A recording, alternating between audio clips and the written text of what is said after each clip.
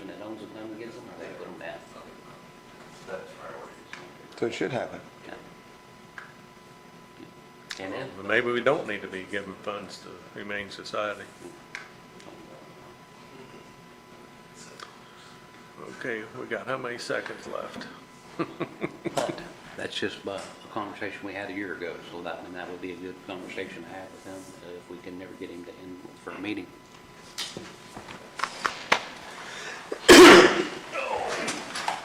So I'll stand for the pledge. I pledge allegiance to the flag of the United States of America and to the republic for which it stands, one nation, under God, indivisible, with liberty and justice for all. All right, first on the agenda here this morning is Craig with maintenance. Good morning. Morning. Don't have much for you. Did have another pump go down over the weekend, got it replaced. When we're out of these pumps, talked with Travis with Dunlap, we're thinking about going with a little giant pump. They're about $100 a piece, plus the piping to get it piped to the main drain line and stuff. So it'll be a cheaper route. They last for a good while. So just to keep you guys informed on that, because those new pumps, they're about $300 and some a piece. We are going to have, well, I'm going to have to call Train in on a unit. Water's missing the drain pan, going in between two brackets, so that's not going to be a cheap bill. So as long as you guys are all right with that, so I can't really say what that bill's going to be. Where is this located at? Which, Circuit Court's office, right outside the judge's office. All the water's laying right on a light, so once we get that fixed, I'll have to replace that light fixture also. so I guess we're out of warranty and they can't come back and fix their Oh, it's been mistake? out of warranty. Yeah, we didn't get the extended warranty like we asked them for. No. They never did reply to that. So this is something that Dunlap, they can't do that, or is that not in there? Is something going on more than what they're It's- willing to deal with? Design, pretty much the way they said, they can't go in there and prefab a train unit, because then it could cause issues with train. Right, so it is a design issue? That's what they're saying, but Okay. this is about the same issues we had on the third floor. I mean, knock on wood, I haven't, excuse me. We haven't had any issues on the third floor like this, but this is just a cooling only unit, and So it's, there's actually a representative from Train we can get a hold of that will come in and look at it, or is it a? I'm Train? gonna probably reach out to Art, see if I can get a contact for it. If not, I'll talk to Dunlap and see if they can I make can him get in. you a contact for Train. You got one? Okay. So, don't really know what the cost of this Okay, is gonna yeah, be. yeah, gotta do that too. Okay. So yeah, work on getting the cost and, Because I think, yeah, I can't even say, because there's been so many numbers been popped out depending on what it could be, of what it could cost. So I don't even want to say amount right Yep. now. okay. All right, anything else? Not that I can think of. So we kind of had talked, I was going to say something about the doors out here. Is that right? I mean, so, Yep. on the doors, can you find somebody, start researching, find somebody that that can install ADA doors, or I mean, so we can get somebody in and talk to them about our doors at the annex, and if we want to upgrade them, get some prices on what it would be to go to a different type of automatic opening. So I don't know, just starting out, I think we probably need to do a little research and find a company that does that. Central Indiana Hardware is the one that installed it originally, so I can reach out to them. Okay, yeah. Yeah, if you could do that, because that, But the door openers for those type, they're not really going to change. It's going to be same type, just to give you a heads up, just be a newer model. Like of what, like the button system or like? Button system will be pretty much the same. They've got sensors. Me and Jeff was talking about it last week. I did notice the last power surge took the sensor out on the outside door. I've got an email to them, waiting on a response. But yeah, unless you're going to change the whole frame and type, I doubt. And that might be what we have to do. I don't know. Let's just get a conversation going with the supplier and we'll see where it goes from Yeah, there. I think is what, if I understand correctly, the main thing is that we see what kind of cost is associated with it that way up front. Like if the doors and everything need to be changed and, you know, and whatever the dollar amount, I think we at least need something to base our decision off of, if that makes sense. Probably a So- dollar amount on the sliding door and the type of existing door, both. Yeah, I mean, you're talking, and I think people have to understand within this conversation, you look at how those doors are built, all that framing and everything, you know, it's like a part, it's an actual part of the building. So you're talking glass, windows, doors, like sliding doors, you're going to have to replace that whole frame. Correct. So, but I think we need to get a price. You know, if you don't hit the button right in the center, the doors won't open. Yeah, I can tell you that. If you're just trying to hit the top of it, it's like a little toggle in there. but You've got to hit it I down. would like to see whether we use the existing doors, but have it all motion sensors to where it'd be nice if you could just get motion sensors that open up the doors and no button at all. No, I'm pretty sure they've got something And then you like can that. use your And existing then- doors, Yeah, okay? I'm pretty sure they've got something like that. I'm sure the reason why there are buttons on there now is so that way they both don't open at the same time, because that's like a vestibule, you know, it's supposed to keep your air in and out. So Building the is other one's, pressurized, yeah. yeah, the other one's going to probably be delayed to where, you know, it's not, the second door's not going to open until the first door's closed, but, yeah. Well, right now, they'll both, if you're fast enough, you can hit the button both ones, they'll stand open, same time. Yeah. So it's just something we want to look into and get pricings and see more Yep. options that we Yeah. have here, so, Okay. Anything else for Craig? no. I didn't have anything else. All right, thank you, sir. Thank you. Thanks, Jail Craig. maintenance?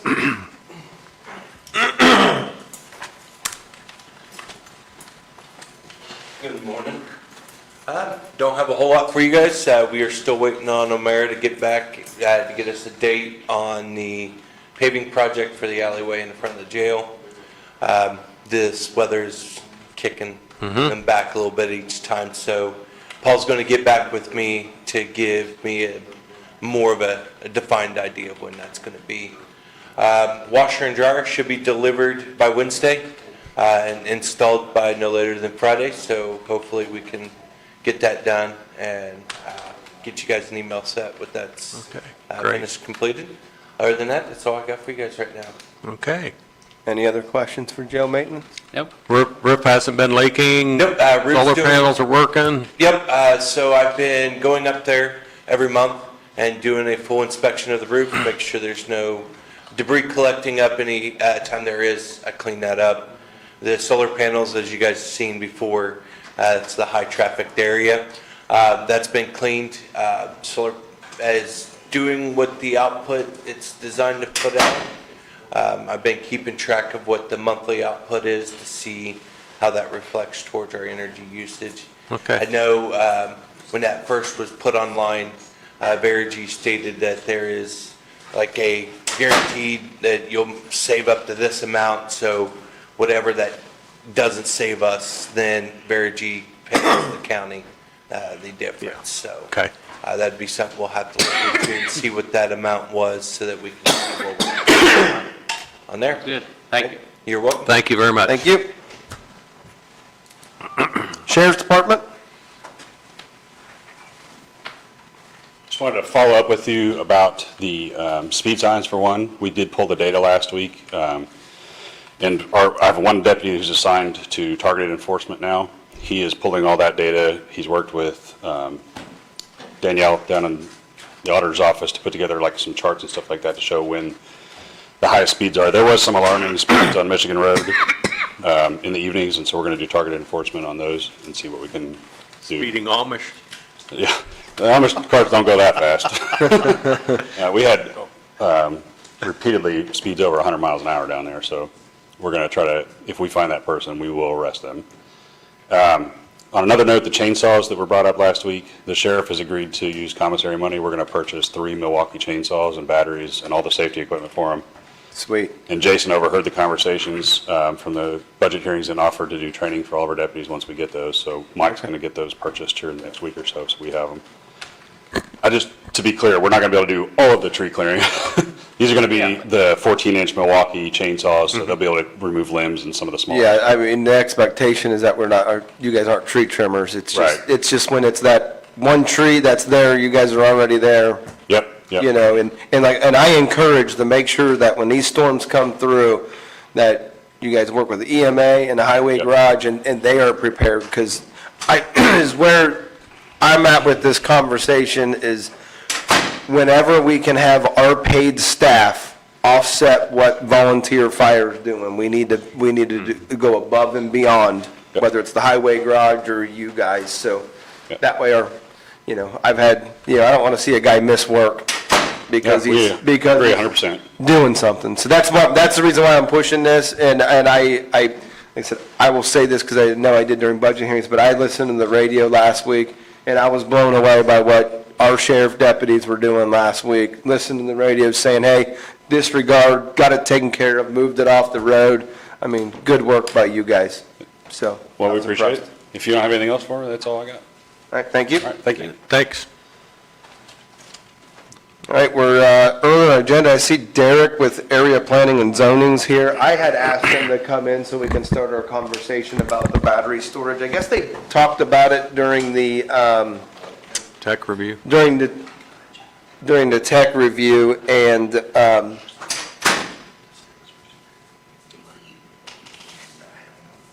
does he want added to the agenda, Amy? Sir, would you like to be added to our agenda? I didn't, I was. But he was looking at it, I mean, I don't have a whole lot of space here. I can fit you in if you're here. Name? Clinton Aaron. Okay. You and I spoke on the phone, just hadn't put a face with it. We should be able to get you in here in a reasonable time, Sorry so. to interrupt you. No, not at all, not at all. I want everybody to have an opportunity, and ironically, we're ahead of schedule by 18 minutes. So, this is Derek with Area Planning and Zoning, and at the tech meeting, they brought up the battery storage, and I think we just kind of needed to start the conversation and get the ball rolling on what our expectations are, and some of the things to get the ball rolling on it. So, Yeah. Yeah, so like Mark said, we talked about it, and I can certainly drive this thing, but I want to make sure you guys have input, because at some point you're going to be asked to sign it. So I got a couple questions. I don't necessarily need answers today, but I want you to be thinking about them. And if you have concerns or you want to see it go one direction or the other, just let me know. That way we can kind of build that into the ordinance. I guess just first and foremost, I think my number one concern is the fire safety. And I think there's also the element of making sure that our, rural area is not industrialized. So if there's something else that I'm missing, I mean, that's kind of my starting point. And I wasn't really sure how broad we want these regulations to be. I mean, they are as small as the residential scale. Someone can have a battery storage system in their basement. I'm not sure if we're too concerned about that. Maybe as I'm meeting with the fire chiefs and stuff, we can kind of decide if we want to throw that regulation in. There's also industrial scale systems that, large manufacturers might have some sort of system where they, are trying to beat the peak energy cost. So they have some relatively larger systems. And then there's also the utility scale, which I think we're probably most concerned about, what you see popping up around these electric substations. So again, just kind of looking for how much are we really trying to regulate? And then are we more concerned about where they're at in particular zoning districts? Or do we just want to see these in industrial zones, agricultural zones? We want to require rezones. There's some things such as, setbacks from property lines, residential areas, other occupied businesses. So again, just kind of looking for guidance there. Landscape screening, that's some things we can require. And then lastly is kind of like the financial security. So if these things are operating a few years and they are abandoned, we can require some sort of financial security that they're cleaned up. So, that and just an emergency response plan, that's kind of what I'm focused on right now. So just be thinking about that. I'm hoping we can get a rough draft together by our next Plan Commission meeting, September 1st, to kind of start that conversation, with hopes of by our October meeting, we can have something for them to vote and approve and kind of send your all's way. So, Okay, great. Let me ask this question with all four of us. Do we think it would be appropriate to have it moved to have to have it as an industrial zone? I think so. Because I know when we had the debate with solar, there was a lot of reasons as to not do it. But That's why they call them solar farms, so Are you we- get an agricultural instead of Are we- industrial. are we able to dictate anything in the ordinance that it has to be purchased by the owner, or that the land has to be owned or not leased? Is that fair to say that we could do that inside an ordinance? I'm not sure. I can look into Okay, that. because if that's the case, and then they own it, they have the skin in the game, and then the landowner's not at some point, if they do go belly up, then that protects the landowner as well, that under that lease, that they just don't walk with the lease. Because everybody knows my opinion about solar, I think, by now, but I think that's probably the scary part about it, when you start talking about leasing property and putting some sort of structure on a property under a type of lease, and then there is a history of companies going belly up, and then someone's getting stuck with the damage, right? And I think that's what scares me about that. So I don't know if we can do that in an ordinance to where it needs to be owned and then moved to industrial. Now, you referring to solar panels or batteries? No, I'm talking about battery storage. Yeah, industrial, I think, should be battery storage because of the safety and leakage of battery. Yeah, because it could turn in a brownfield at some Yes, point, and if correct. you leave it in an industrial zone, then you would be able to Yeah. maintain it as an industrial zone and I think at that point, we have to kind of review what are our industrial zone setbacks? Are they different? Are they going to be different? I don't know that, Derek, what they are. Yeah. So I think that maybe that's kind of gears that direction.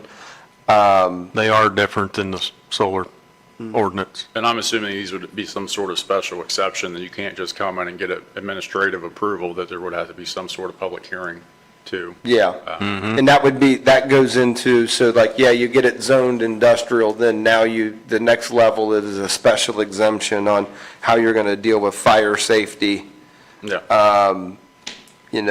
landscaping, screening, bonding, and emergency response. Yeah. Those items. That would probably need to be an I-2 open industrial on that,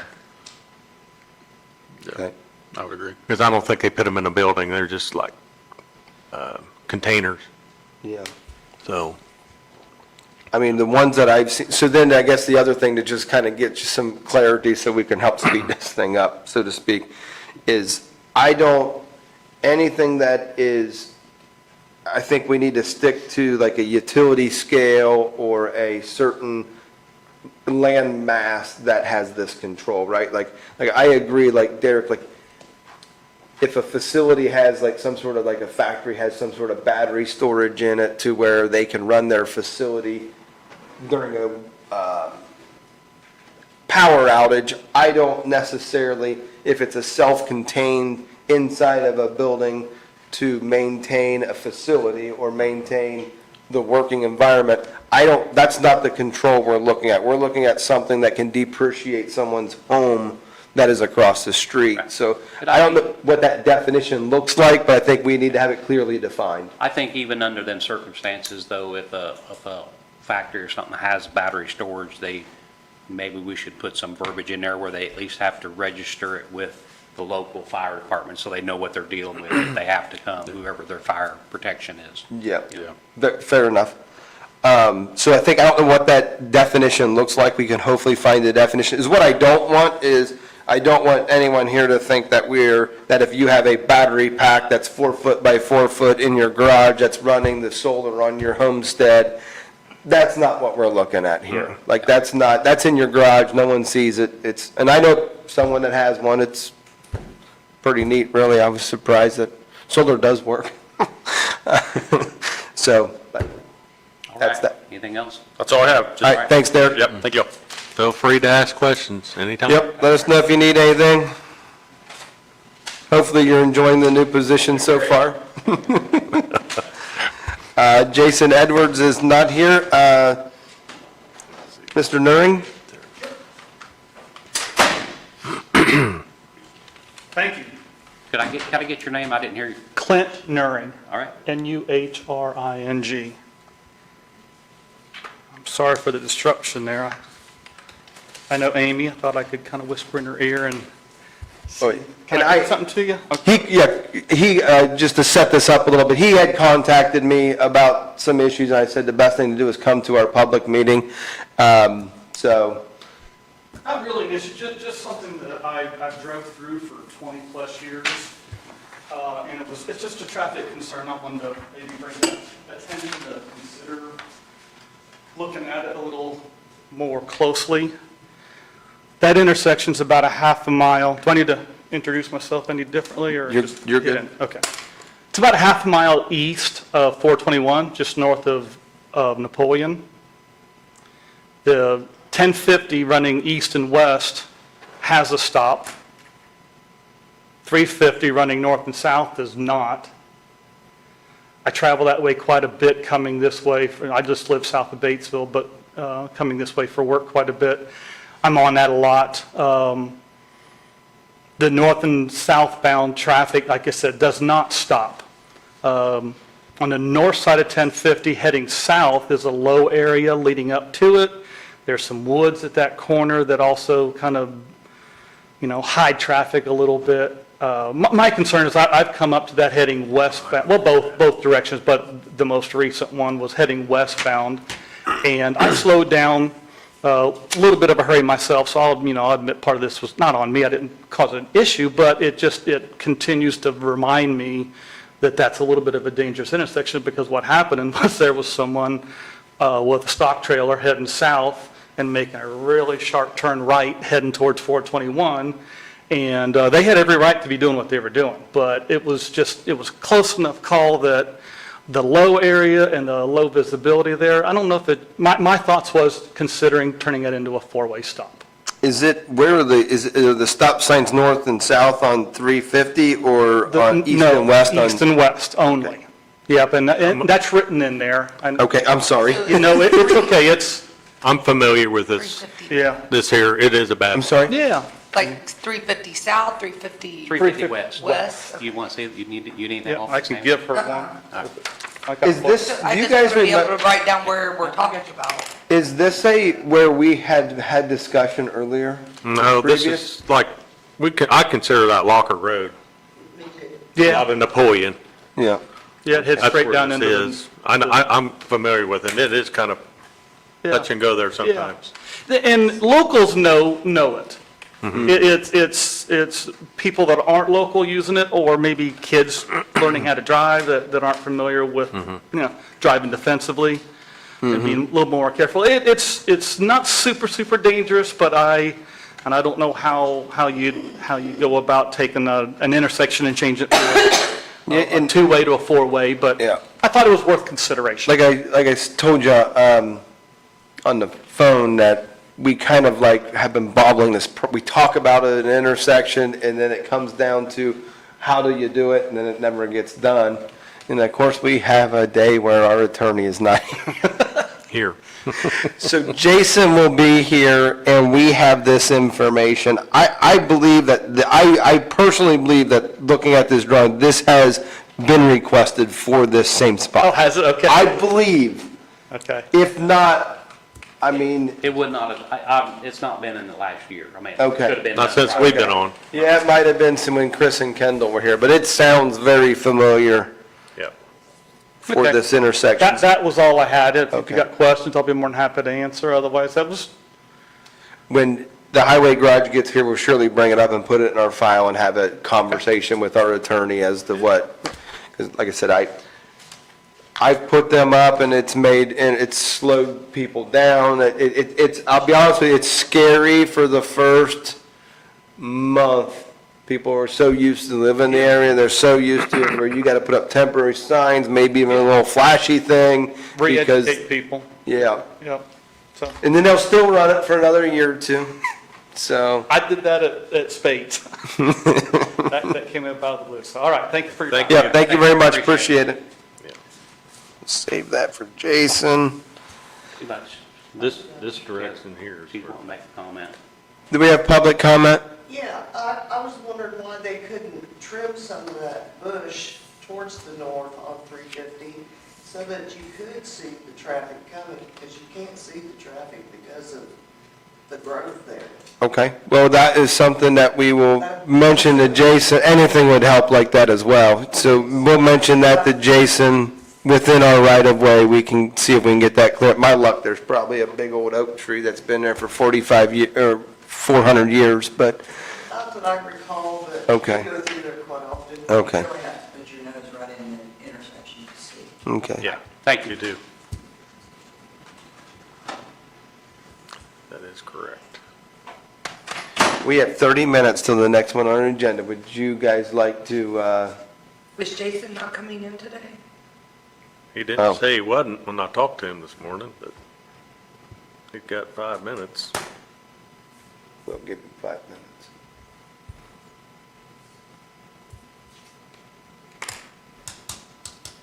So we're waiting stalemate for 5 minutes?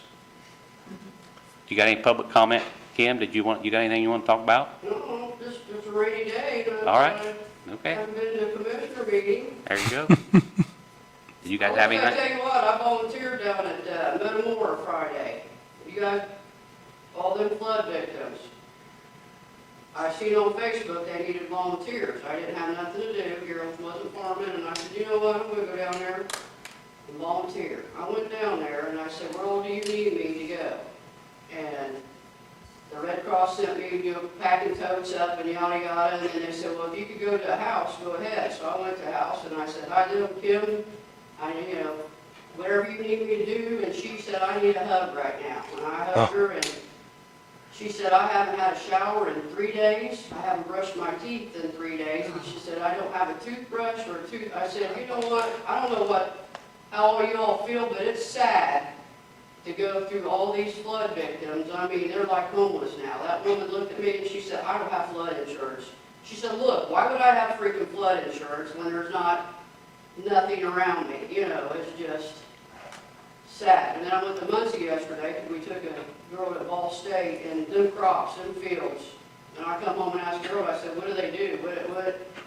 We got crop insurance. He goes, if you don't have enough crop insurance to cover all that, you're SOL. I mean, it's just sad the way, what's going on these days.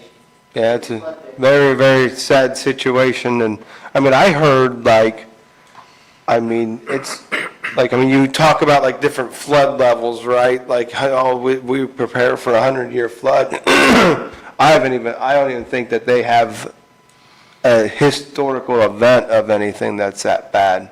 I mean, I left out of there Brookville that Friday to the ball. I said, we got it, we don't know how good we got it. I went into that house and there's mud, and there's mosquitoes already starting. I was getting that by mosquitoes, because there's just mud. There's mud in them houses. These people are homeless now. When she said, I haven't brushed my teeth in 3 days, I don't have a toothbrush. I don't have a toothpaste. It's just like, I never even thought about that after I left there. I thought, oh my God, you people. And then you just- Are they still asking for volunteers? Oh, yeah, oh, yeah. So why don't you come up to the microphone and tell them how you contact us? Because I have not heard anything about this. Maybe be a public service announcement, maybe somebody watching might want to volunteer and they don't know how. If you want to tell them how. I don't know if they can hear you back there or not. That's why I said that. I guess if you don't want to, I just looked, Yeah. I was just going through my Facebook, and they said they needed volunteers, and they said that there was a number to call, And, I prayed, I'm like, God was just like, go. And Yeah. I just went down there, electric was off in Brookville, I went through the lights, I Googled where the address was, and I went up to that Red Cross person, they got my name, and they said, you just start packing totes. So, they need cleaning supplies, bath, gloves, especially gloves, and and a guy come up, he was a veteran, he come up, and he wanted a sub pump. And he was upset, they gave him a sub pump, he would come back 10 minutes later, and he'd keep the ball, and he goes, I don't have any electric.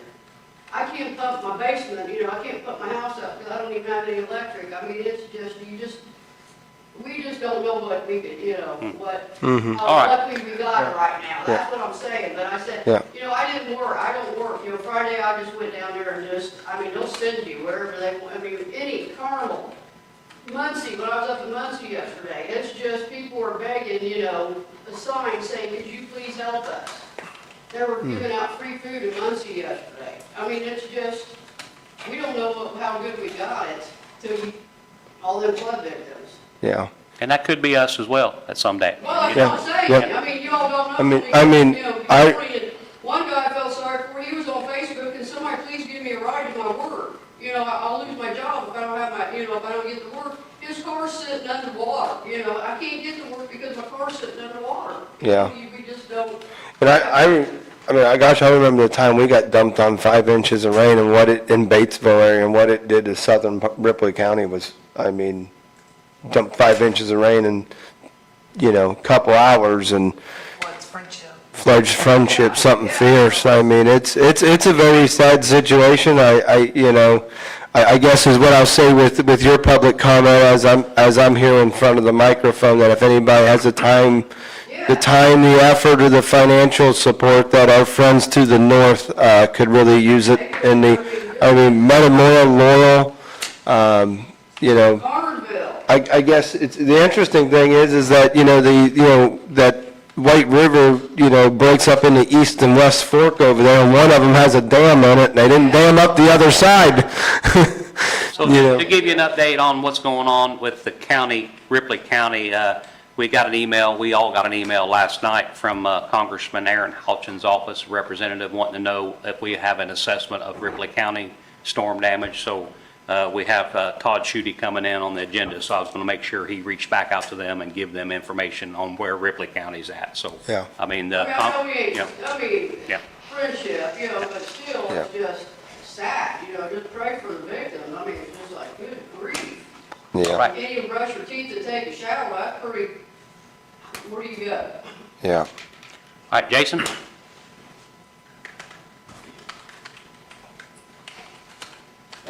You're Morning, 2 minutes Jason. late.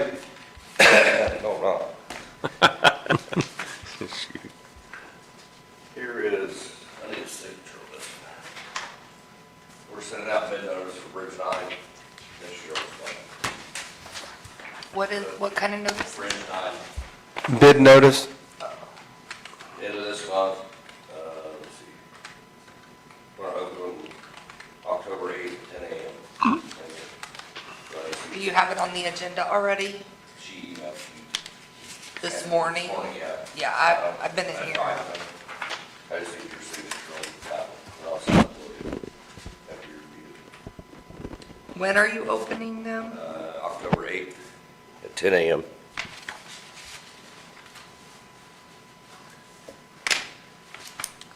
And this bid dictates our plans for getting it done next year? Right. Okay.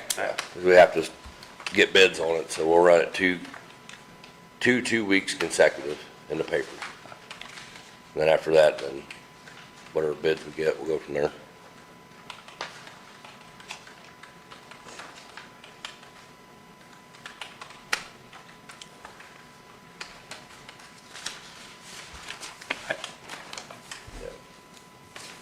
I just need one signature on it, whoever wants to sign it, Okay, unless you see something that needs changed. right. I don't know, do we need to put it in approval of minutes that it's going out? I guess I would like, so we had our attorney write up the bid specifications for the construction of replacing bridge number 9, if I'm not mistaken. we'll be soliciting these bids for how long of a period? 2 weeks. So for a full month, so that way any local contractors, bridge builders can have the opportunity to put a bid in on this. Per state law, we have to go through this process. I know that, I mean, I'll be frank here, we were in the process of going through this and bidding at building the bridge ourselves, but per the Indiana State Board of Accounts, it is a requirement of a project that is of this size totaling over 300,000 that we have to send it out to bid for State Board of Accounts. So we are going to do that and see if any of these are in line within the proposed budget by county council. If not, then we'll have to seek alternate options Right. in getting the bridge built. Do we have a motion to be able to submit this bid? I think it's from the time period of September and then the bid opening in October? I'll make that motion. I just have, so Yes, sir. if they want to know when this is expected to be done, they would get a hold of the surveyor and Robert Sieg, because they have that info, because it doesn't really say here that we're wanting it done next year. I guess I can let them know when they, I mean, we're on a page, we want this done next year, right? So Right. is that unrealistic when we accept a bid that we, yeah, starting in March, that's the plans we was planning on doing. But is that written in, I guess where Roger's saying, is that written in here? it's not written in this right here, but Okay. would it be in any information they would get on the other specs for the bridge, or? I can let them know, I mean, but Yeah. we can add it in if you want. I Yeah, I didn't just even think really pay attention to that part of it. I just think we're expecting it to be starting in March. I think we should let them know that, Okay. you know. So you guys, unless you Yes. guys don't agree. No, I agree wholeheartedly on that. So just make sure that is communicated, you know, anyone that questions anything, request a timeline on when the project can be completed. Got it, Start and finished. Yeah. yeah. So we go ahead and pass, Yes. All in favor, say aye. I'll second it. Second it. Aye. Aye.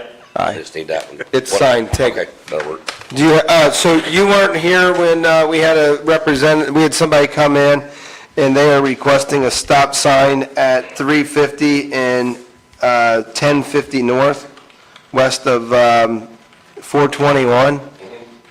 So I know we've talked about stop signs multiple times. John's not here, but we need to have a formal process as to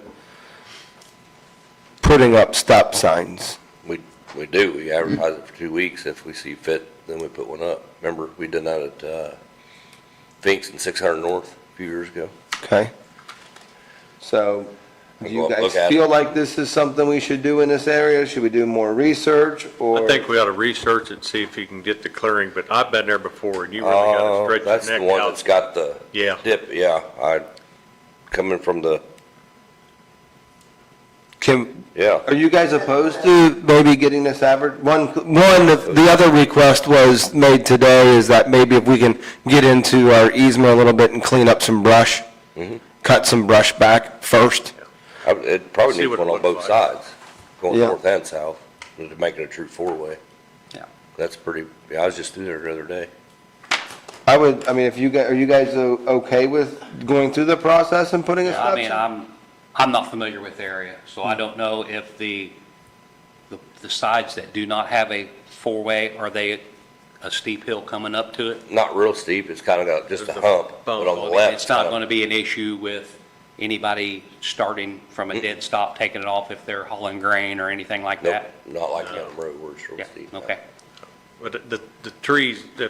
any possible way to get it clear to see, even if it's a four-way stop, you Right. still need to kind of Yeah, see. 'cause coming from the east going west, that kind of a blind spot right there. I know what you're talking about. Yeah, if it wouldn't create a problem for anybody hauling anything, I don't think so.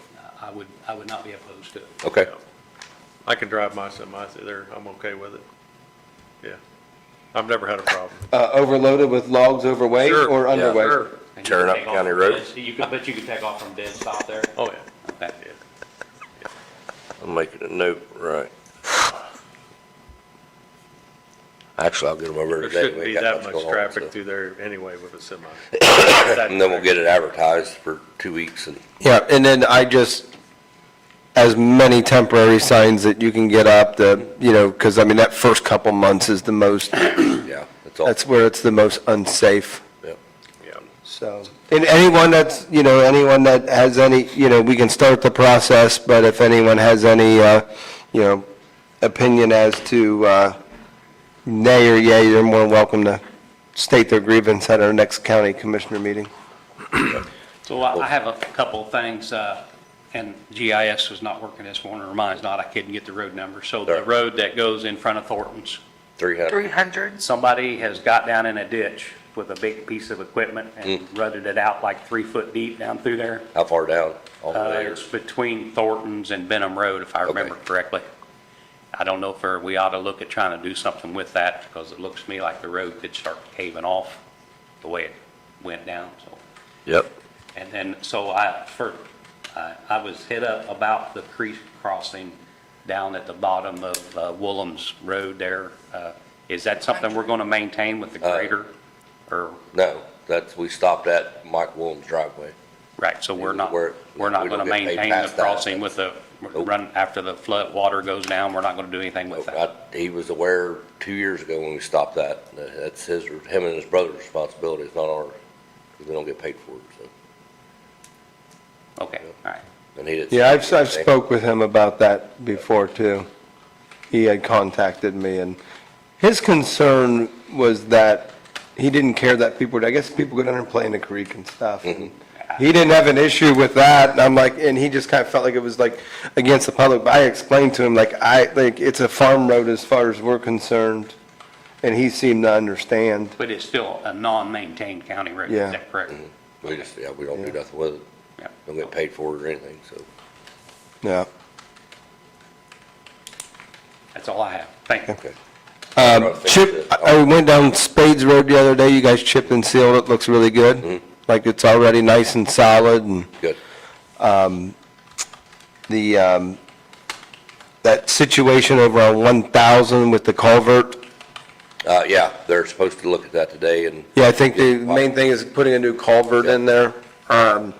I did speak with Josh Loudick. I just so happened rode over there to see, we chip and sealed the road, there's a trucking company, right?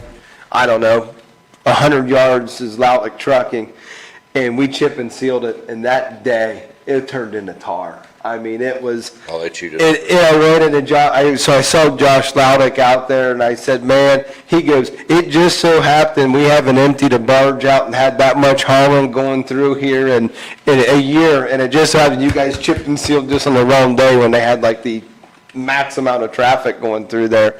But we went and chip and sealed it and fixed it, but it was a sticky mess that Monday night. That road will be on the CCMG Okay. to get that blacktop, so.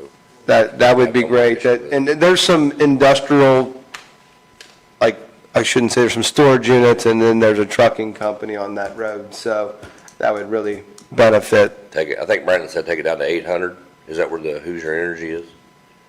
Yeah, That next interchange? he's only going to go that far? Mhm. Okay, which is fine, because the rest of the road's fine. Yeah, it's hold up. So that would dictate, you might want to go to past, if you're going to replace that culvert for that guy, Okay, past that. to smooth that up, maybe until it goes down the hill. But that's just my opinion, because if you're going to cut the culvert out, let it rest and settle in, and then otherwise you're going to have a bump there. And in respect of Rick Collins from Summon, when we replace some culverts, they are called Rick bumps. So, Okay. But that's all I have for Jason. I don't have anything else. Yeah, good. Jeff? Thank you. Really? I done. He'll call you in the meeting, He so. will. I done did this morning. You did. See you guys. See Yeah. ya.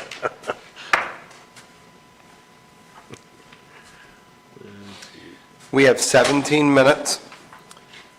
Do we have any other topics of discussion? Do we need to talk about, we don't need to talk about the Brenda Strimple thing. We need to wait to see, you got. Yeah, I appreciate your response on that. I don't know anything about it, and if you're willing to know, if you know more about it or where it's at, then, Basically, we got to wait to see what they're going to do yeah. first, and then Jason would have to check the road out, but it's all kind of. I don't know, hearsay for do what the I've got. Amish need any type, do they need a permit to have a sawmill? If it's commercial, I would think they Commercial, would. They should go through planning, shouldn't, that's Yeah. what I'm thinking, yeah. But I mean, if it's, If they got log I trucks guess- coming in and they're doing commercial work, it should be zoned for it, I would think. Because I don't yeah. think it's What's the considered farm. what's the definition between, commercial and, somebody cutting some boards for their neighbor? There's a big difference. That's what I said, the log travel, the Yeah. semis. But I just asked that question because Yeah. you know, is it a tractor trailer load of logs going in and going out, or? And they're reselling them. They're doing custom work or whatever. But I guess at this rate, basically from a public standpoint, we got an email about Amish buying property and potentially putting in a sawmill in a certain location, whether the roads would say that, but I don't know. We don't know to the extent as to what and how big type of sawmill Yeah. is going in. Yeah, we got to see what's going to be. What road is that? I pulled up here. 100 South? I think at this rate, it's to be determined as to what is actually going on. Right, right. 100 South? Yes. 4374 West County Road. Yeah, it's a West County Road 100 South address, but we don't have the exact address Yeah, of where. that's Yeah. Todd, if you want to come up now, you can.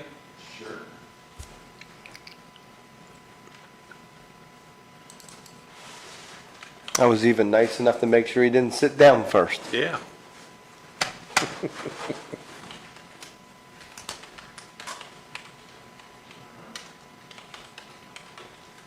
I just wanted to come here this morning to ask if we could adopt a ordinance. And this ordinance is for, we have an auxiliary communications group that works for the EMA. It was an amateur radio group years ago. The issue was that this amateur radio group, they were always bickering and fighting against themselves. And so it was pretty hard to work with them.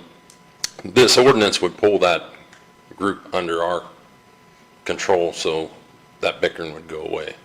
We'd be in charge, so they'd have to do what we say or hit the road. So an auxiliary communication group is basically a ham operators. And so if anything goes down, we can actually utilize those guys to communicate in a disaster. And so that's why we want to create this ordinance. Right now, we've got some grants out there. We're trying to bolster that communications gap that we have by getting some, we actually have received 2 grants. We're working on 2 more. So that'll make that a complete thing. So this is just part of that grant process, is to bring that group into our organization. So could you explain why they're bickering? What it's all about? Or- It was years ago. They didn't get along, and so it was two different organizations, 2 different radio groups. And they just, one was better than the other, and they wanted to argue that, we're better than you are, and it was just A childish lot of stuff. drama in the ham radio business. Yeah. So this is And the, so this was years ago. We don't have any anymore. Those groups have since passed, and so they have some equipment out there. And with us getting this ordinance and getting the group under our control, we'll actually be accepting their equipment that they have. They have a repeater up on the WRBI tower, and they have no place to go with it. It's pretty nice equipment, so they're actually going to give it to us. So it'll bring all that under our control. so is this a particular group or a license? Is that, we're going to control the ham radio license, or is that the way? It'll be our own group. Right, Once okay. we create this ordinance, we'll control that license and everything. And And that's then- all spelled out in this. If somebody wanted to join that group, you would have oversight Yes. on that? Yeah, Okay. they would come and join us. Okay, all right. Yeah. I see. Okay. Okay. So, like I said, that bickering, that was years ago. Actually, Patrick was dealing with that, and he finally said enough's enough, and he just kicked them out the door. So we haven't had that piece in operation since Patrick was here back in 2018, so. Yeah. Just trying to I bring mean, that I'm back. fine with it. You, Yeah, no, I don't. I'm somewhat familiar. My uncle's a ham radio guy. I've been texted, asked you to back away from the microphone because you're so loud they can't hardly understand you. Sorry. Might be a good thing not to have to hear. Getting up to it makes it worse. Can we, do you have a copy of this? Yes, I do. For us to take a gander at? I guess while you're here as well, any storm damage that you're reporting from the Ripley County perspective? I know Dearborn County I had wind in my area, but I don't think there was any, It was mainly just trees, and yeah. it was in some of the electric lines there up in Sumner area. We had a couple roofs that were damaged, but not severely damaged. More of that was in Franklin County and Dearborn County. We did receive damage in Friendship to the water gauge. It actually destroyed it. So that was a very expensive piece of equipment that it basically sits there on the creek and tells us where the water levels are, so we can advise people could you about give it. me your email? Could you write your email address on here, please? I don't have your an email address for you. Oh, you So we got an email last night from Congressman Aaron Houchin's office asking have you got the email? I don't think, you're not on this email that we got. I got Okay, so I don't need that then. So you're going to reply to them and let them know where we're at? Marjorie, you should have this email. If you go in, if you go back, if you go up here like you're gonna start on, and then go click on there, But yeah, as far as the damage goes, your it was EMA director. mostly trees. I didn't. I was looking under. Yeah, I mean, that's So what I we had a had, couple trees. roofs. Luckily, I didn't lose any electric. Right Yeah, and it was widespread too.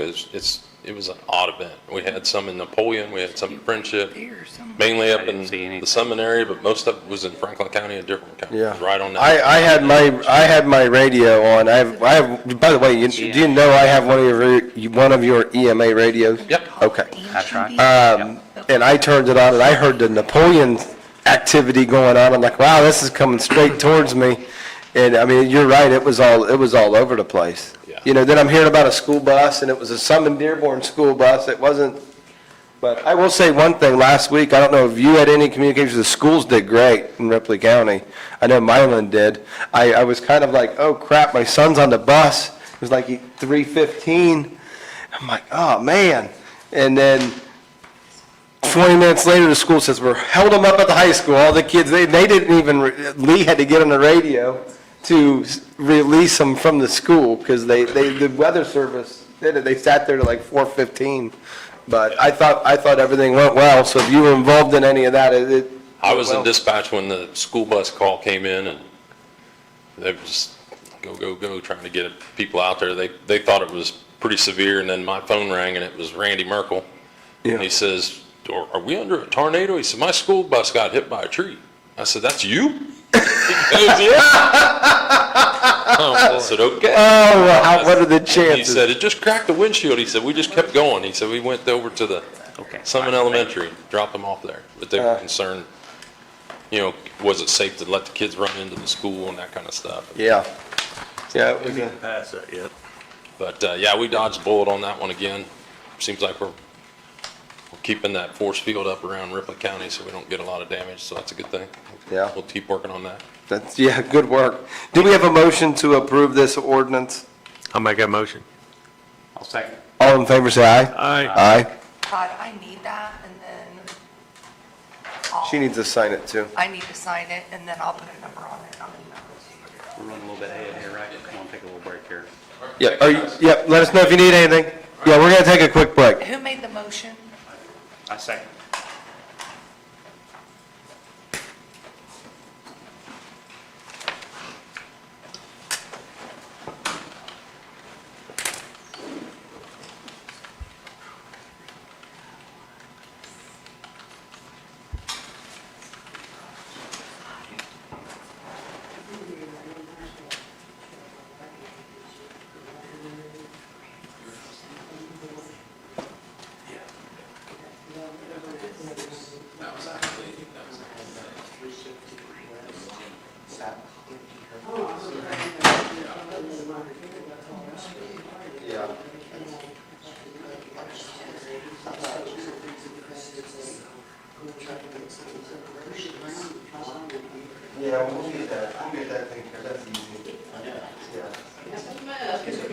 I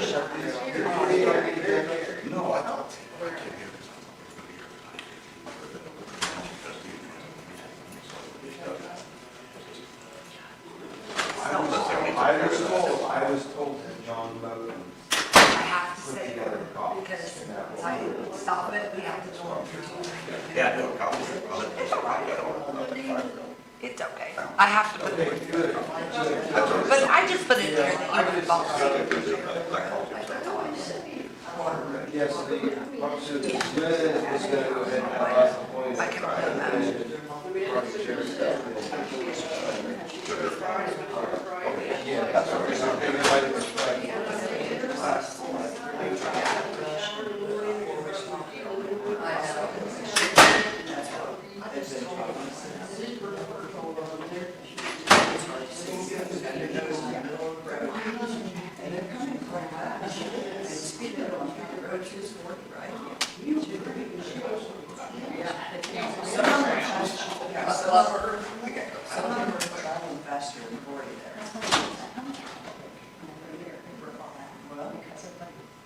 Yeah, we're running 50 mile an hour, I hit that.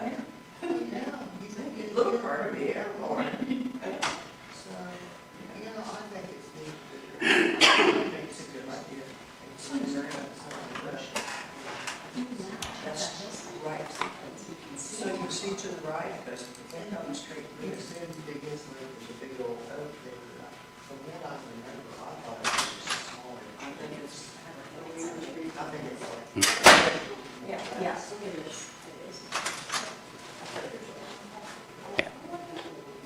Okay, yeah.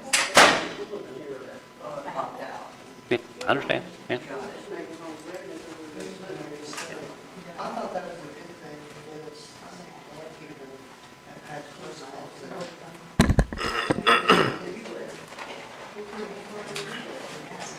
Right. He's gonna get me one. Oh, is he? And I mean, I guess it's the same thing too, like, so when I, just so you know, like, I was given a radio from EMA when I first started. If that's something that you want, I would give it a top. I mean, I never communicate on it. I just use it when the storms come in to kind of get an idea of what's, I mainly use it for snowstorms, when snowstorms are coming in here, what the police are talking about, so when we make the call on, but if that's something that you want, he can get you one if there's, I mean, it's the one I have is an older one, but it is valuable when them storms come through to, listen to what's going on. Okay, yeah. And they can have it set, like it's only supposed to be Ripley County, but it does pick up some like state police and stuff like that, but it's, Okay, I find it valuable when the storms come in and I'm at home. But other than that, I mean, it sits there, I only use it 5 times a year. So if there's emergency person that needs it, that should have it, I'll give it up, but Right. I do have a little value in it. All right, we're gonna get back to business here. We are ahead of schedule. We have 30 minutes into our next item on the agenda, so if you guys, unless you have any topics of discussion, anything that you guys, that we need to talk about before we get home, or colleague, realize that, oh crap, I forgot about it when you pull out of here like I do? Nothing? Not at this time. no, Your notepad, you don't have anything on there? Well, I You done, grabbed the wrong one? no. Amy, we can sign paperwork.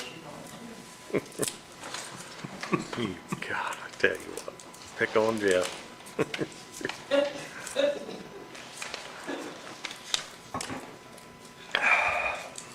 I'm sure I'll think of something before we get done here. You normally do it as soon as Amy sets the paperwork down, and then I get the stink eye. Did you have a good weekend? Good. Do we have a motion to approve our meetings of August 3rd? I'll make a motion. Second? All in favor, say aye. Aye. Aye.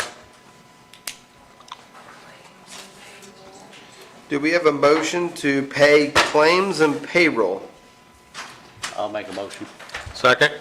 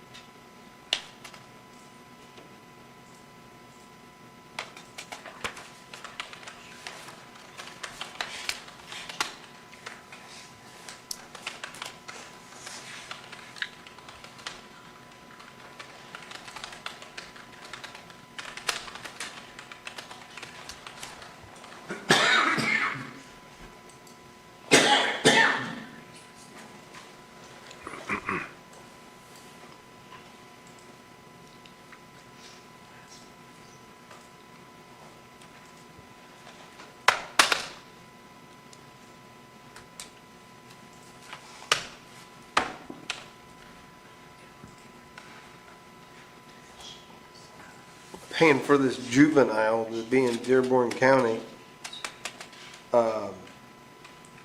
Be Nice to know, I mean, it's $4,300.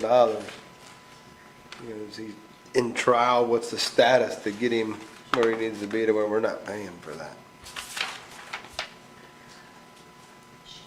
We don't house juveniles here, I guess, so we pay Dearborn County, but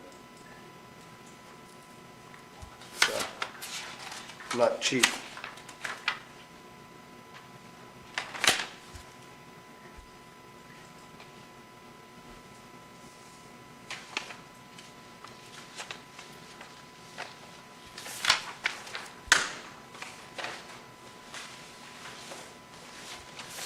And if anybody's listening, they know where my commissioner's signs are. Be nice to know. I don't know where they went.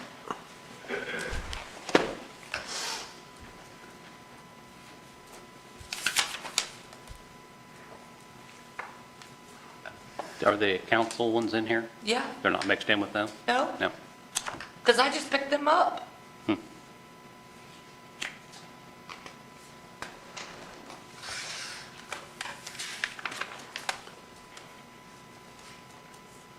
I'm wondering if somebody picked them up and put them in my office. But I don't know where they would be.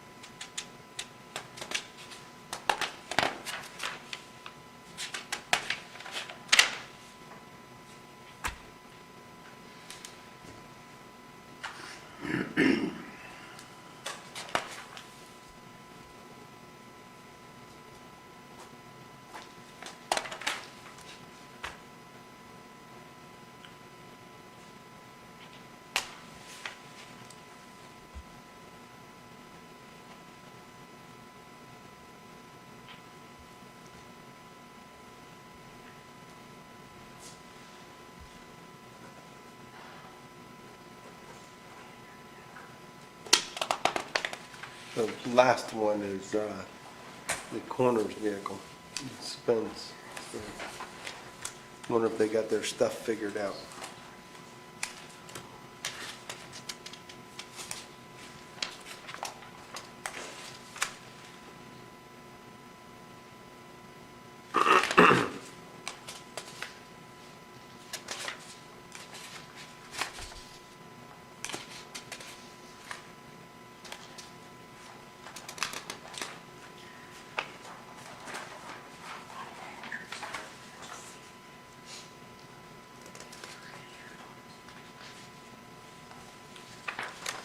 this check register, these ACH transfers?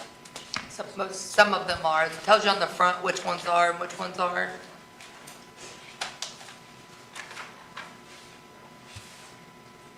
Because the check number's the same on all of them.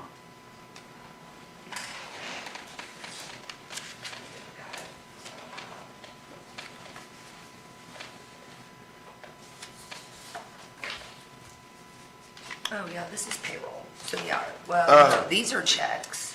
Okay. These are all checks. None of these get ACH'd. Unfortunately.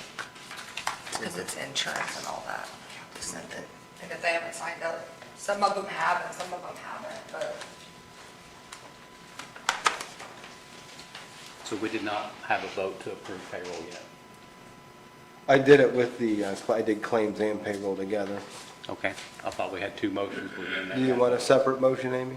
I don't. Okay, okay. I think Danielle always asks for a second motion on that, but I don't. I put them together. Do you want a second motion No, on it? I'm just saying, What- we had two motions, but we never voted on it. All in favor, say aye. Aye. Aye.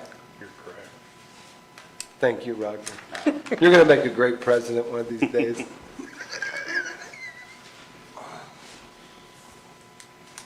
I was gonna mention it, but I was giving him time. I was doing my due diligence to look through it to make sure, so it looked different to me. It's only because I put the totals on the front page. Is that why? Okay. I appreciate that.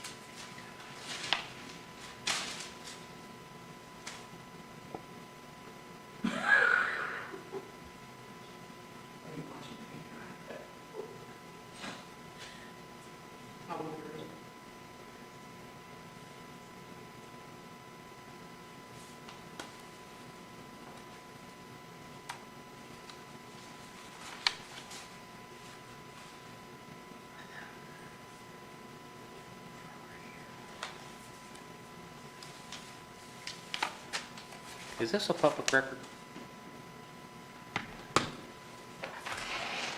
Is that the lawsuit? Yeah. It's a bill. Should it have a name on it? Always does. So somebody can come to your office and get that? Is that the juvenile? Yeah. I believe that it's public information.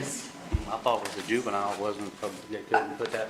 My thing is we have to know who it is on Okay. the billing because then we don't know who we're paying for, if it's right or wrong. Yeah, I mean, that's- I get I that. specifically didn't say the name when I commented on it.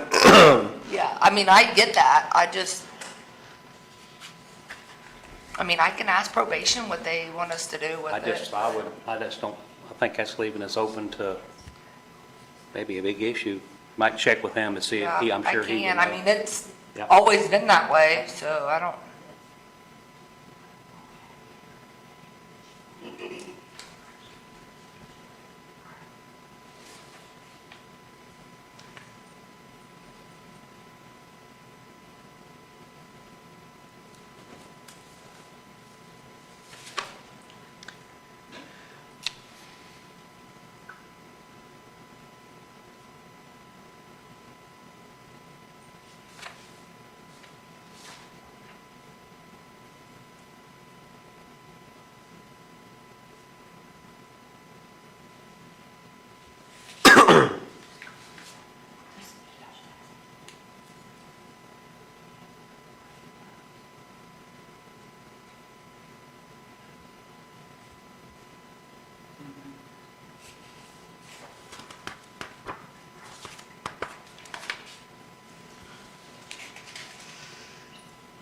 I sent a text about it, Ron. Thank you.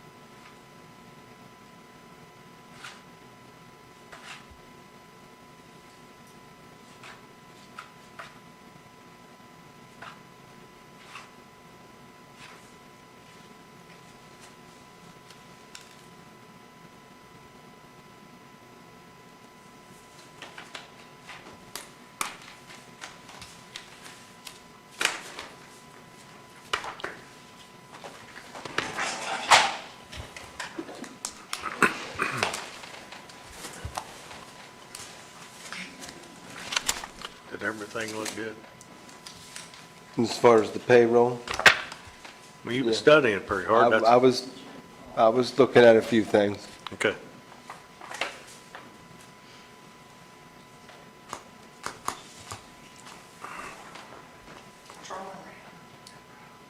Nothing, I was just checking a few things out. There's some people that get benefits that, it doesn't say on there, like, I mean, if you have all the benefits and then there's some people that don't get much of a check, isn't it? Yeah. Like maybe a couple of them that have to pay the, is there anyone that's short? That has to pay? Yeah. Council member?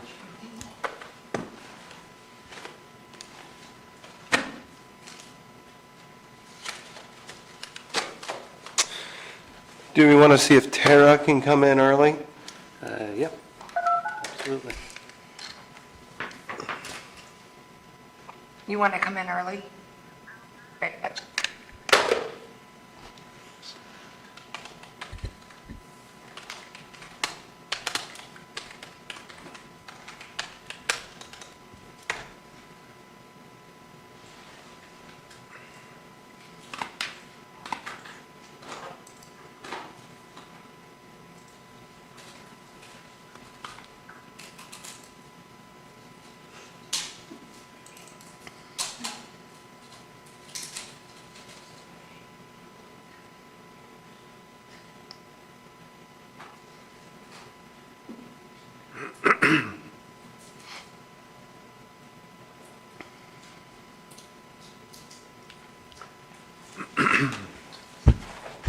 give this to Derek to answer this?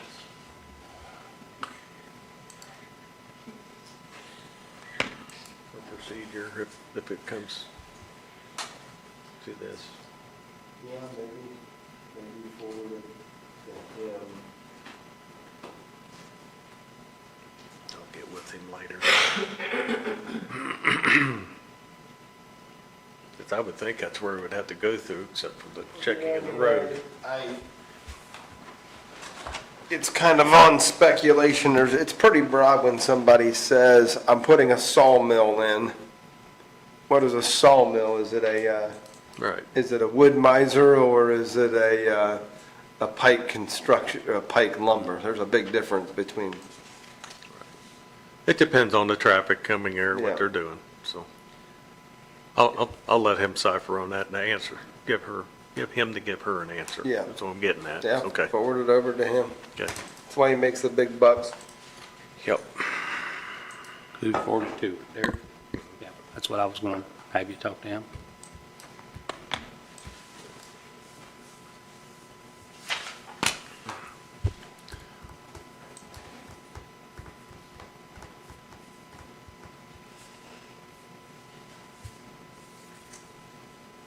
Do you have his email? Because I don't. I'll just go up there Yeah, I do know. after the meeting.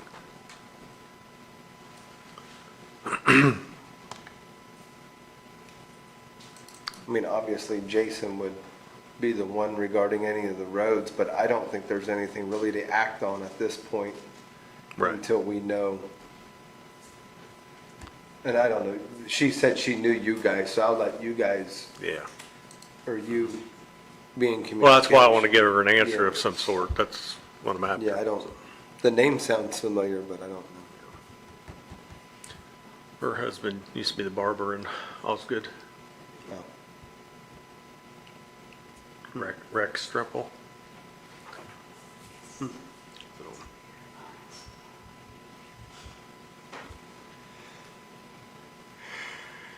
Oh, it's, Donald Dunbar. that's what I was going to say, Donald Dunbar, daughter. Really? Yeah, Huh, okay. So they're building it, it's out there by Brenda and Rex's place, is that where they're, this talk oh, right now. She's just asking for information. You're not the only one that got that phone call this weekend, just so you know. Did she call you? So, Brenda? No, we got We email. got the email. Oh. So, yeah. She called me. Brenda, The one that we're talking about. oh, okay. Yeah. I'm sorry. No, I did not get a phone call. That was, all my phone calls over the weekend were about one subject.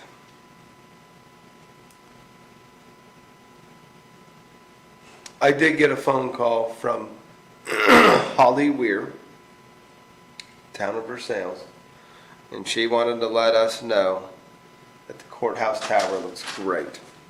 And as soon as that further that scaffolding goes down, the more and more review it is. It is, I think, a really cool what was done up there. It looks good. It looks great. Like, when we were up there looking at it, it does, like, it did it justice, but not as much, but looking at it from the ground, it looks great. All right, Tara. Thank you for your patience. I printed off some copies. This one with the paper clip, I'll give to you, Mr. Horseman. This is the original. So if we are signing today, that's the copy that I would. These are the same ones you emailed us? Yes. I don't need a copy. I don't need a copy. I just need the original, so numbers on it. Do you care which one we start with? Nope, vital records. I'm Tara Briggs. I'm with the Ripley County Health Department. I am here to propose two ordinances for the Health Department. If we want to look at the body modification ordinance first, I'm here to answer questions, but I can just give some kind of highlights on what you're looking at, if that's, My main How you'd like concern to was that the health board signed off on it, and they did. So that's all I need to know. On both of them? Yep, Do we have a motion to approve? I'll make a motion. To approve both or Yeah. one? Yeah, to approve Okay. both ordinances. This would be the body modification ordinance and the Vital rec- county vital records ordinance. It was signed off by the Board of Health, just so everyone in the public knows, the Board of Health is comprised of doctors, educated folks, that pharmacists, attorneys, and they're more in tune to this type of stuff than I am, so. First, second, all in favor? Wait a minute, I didn't second yet. Hold on. I'm just, I'm still looking here. I was just seeing how many signatures we have. only, That's what I was looking only at. if your name's Jeff Volch, you can get a neck tattoo. I'll second it. All in favor, say aye. Aye. Jeez, oh, me. You need all these signed or just one? Just the copy that he This has. one here. Okay.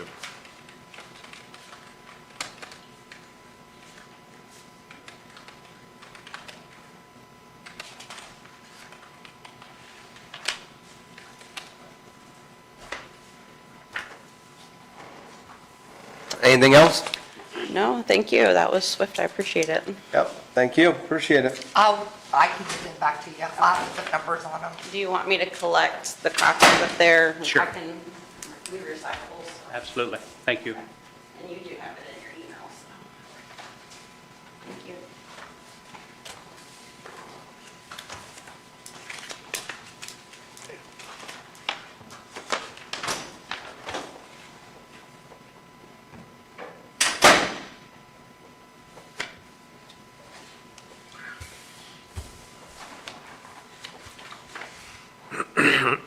Do we want to maybe take a break since we got, once that's signed? I think we're caught up until the 9:45? Yes. Yeah, yep. Just remember, we cannot go offline. Yeah. Okay.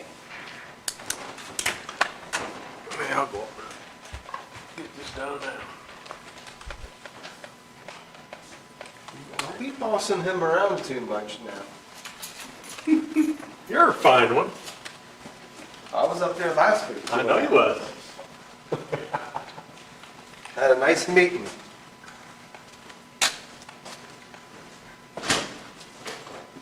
Still on, so don't miss the day. Don't miss the day. That's why I have to go outside. Okay, I'll try not.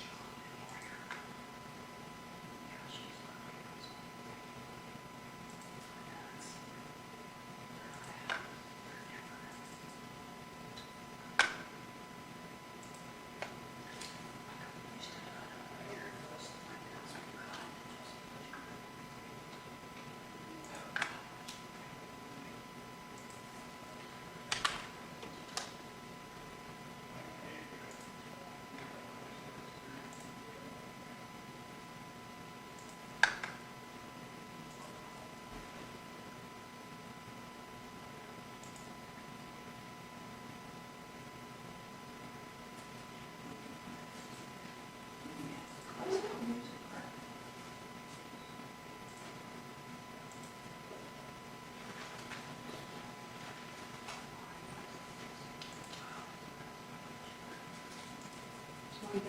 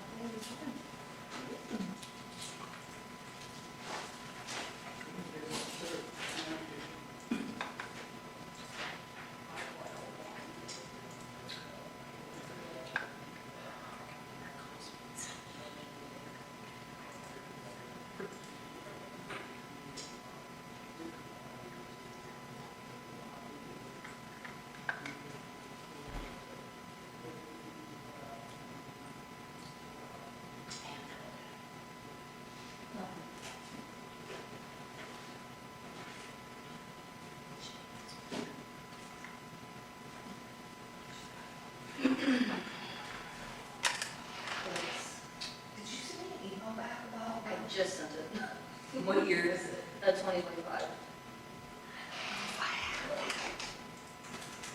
Let's go look. Horrible.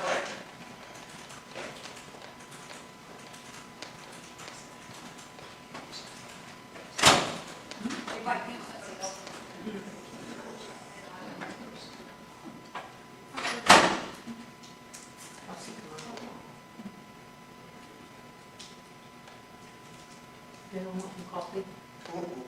It's in the packet. Okay.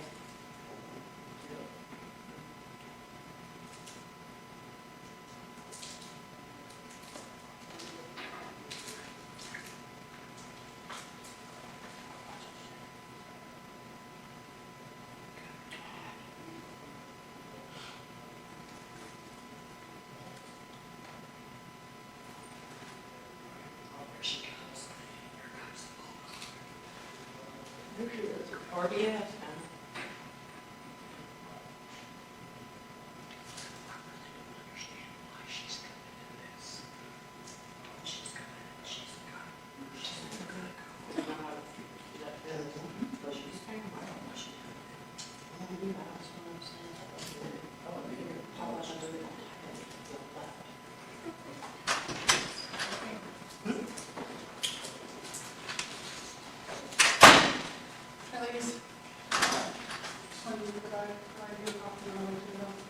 Okay. Good morning.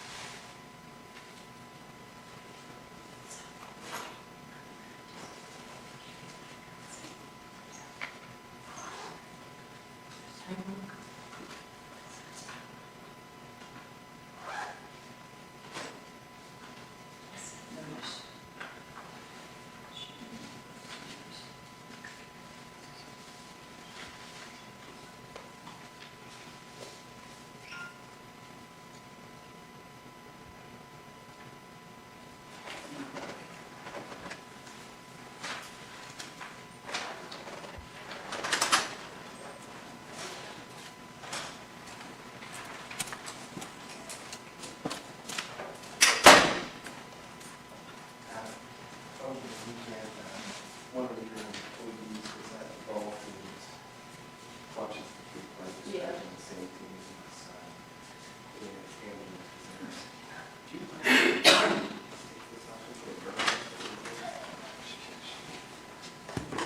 I would allow you to do that.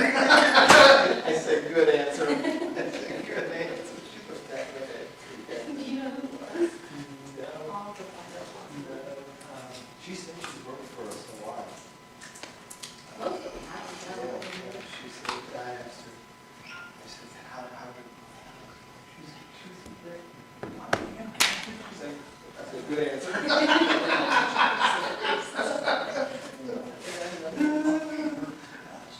I wasn't testing her, she just, you know, said, things are running great over there, I'm not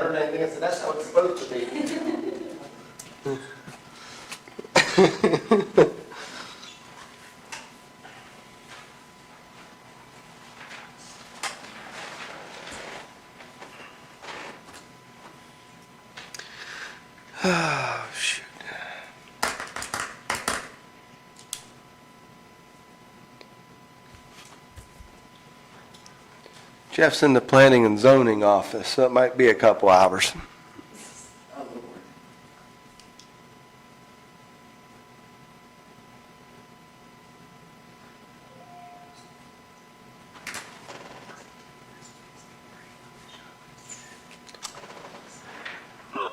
Stephanie, if Jeff comes down, are you okay if we go a little earlier? Sure. Okay. I'm going to go yell at him. I didn't see you said it.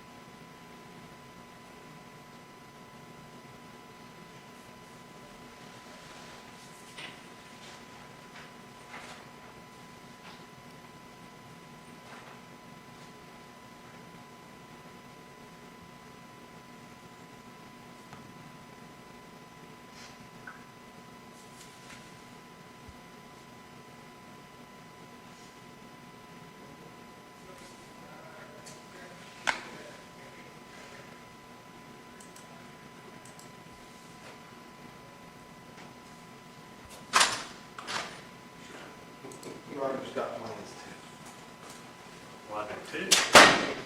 Found him. He knew where I was at. It was his second home.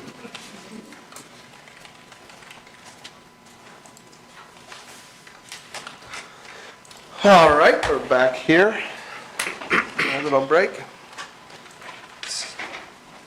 Stephanie back, County Council. Stephanie.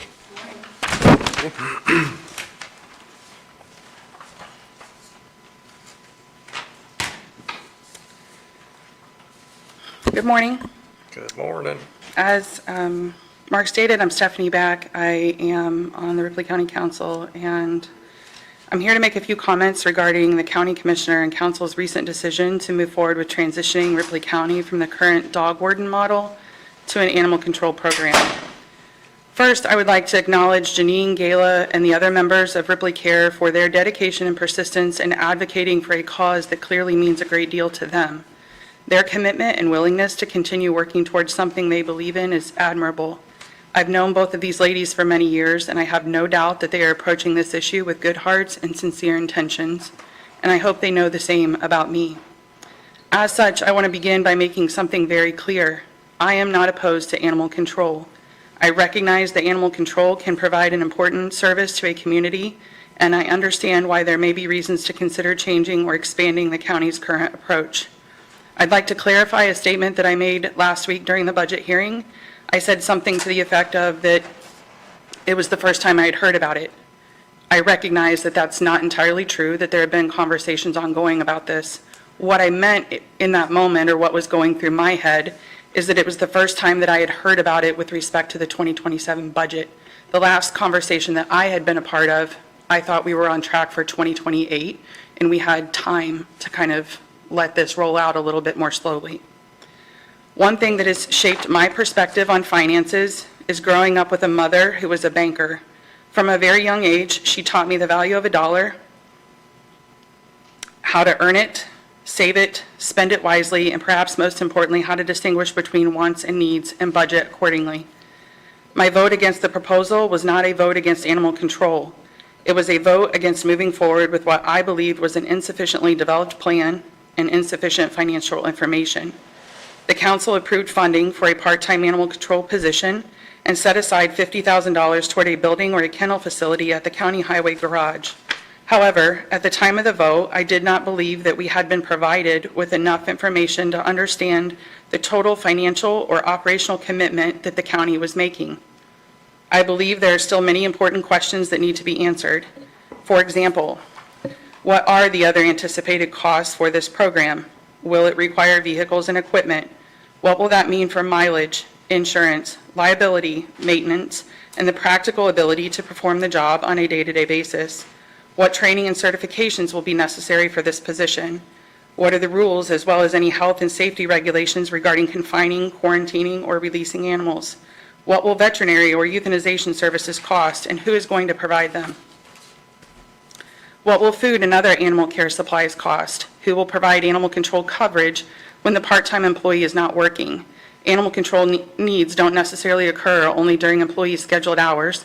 So what is the plan for evenings, weekends, holidays, emergencies, and other times when the officer is unavailable? What staffing level will ultimately be necessary on both short and long-term basis? What will be the ongoing operating costs of the kennel or the facility, including utilities, maintenance, cleaning, sanitation, security, waste disposal, and other expenses? What is the plan for animal adoptions and the county's relationship with the Humane Society? What additional responsibilities, if any, will be placed on the Humane Society, and will there be costs associated with those responsibilities? What changes to county ordinances will be necessary to support the new system? What fees or licensing requirements will be imposed on residents? And what portion of the program's actual costs are those fees expected to cover? And perhaps most importantly, what is the estimated total annual cost of operating this program once it is fully implemented? I understand that it is difficult to have an exact number for every expense before a program is established, and I am not asking for a perfect number. I am asking for a reasonable estimate. There is a significant difference between saying we don't know exactly what this will cost yet, and having no meaningful estimate of what the program is expected to cost. The $50,000 set aside for a building or a kennel facility is only one component. The part-time salary is another, but those are not the only costs associated with operating an animal control program. We also need to consider things such as vehicles and equipment, training, veterinary care, food, supplies, insurance, maintenance, utilities, staffing, administrative costs, the potential for growth, as well as other expenses that will come with operating the program. There was discussion that perhaps the new employee could use his or her own vehicle. If that is ultimately the direction the county takes, I believe we should first understand the practical and financial implications of that arrangement rather than assume that it will be adequate. I also believe we need to distinguish between starting a program and being able to maintain it and sustain it. It is relatively easy to identify money for a position in a building. The more important question is whether Ripley County will have the resources to operate that program effectively year after year. If we establish an animal control program, but later discover that we need substantially more money for staffing and veterinary care and vehicles and equipment and the facility operations, those costs will still have to be addressed. That is why I believe we need to look at the entire picture rather than only the initial expenditures. This program could affect every dog and animal owner in Ripley County.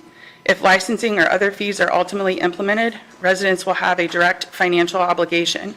If tax dollars are required to subsidize the program, then every taxpayer has an interest in understanding the cost. I don't believe it is unreasonable for residents to know what they are being asked to support. I also want to acknowledge that the council has already voted. I understand that, and I respect the outcome of that vote. I was the only member who voted no, and I accept that my position was not the majority position. My purpose in speaking today is not to relitigate that vote.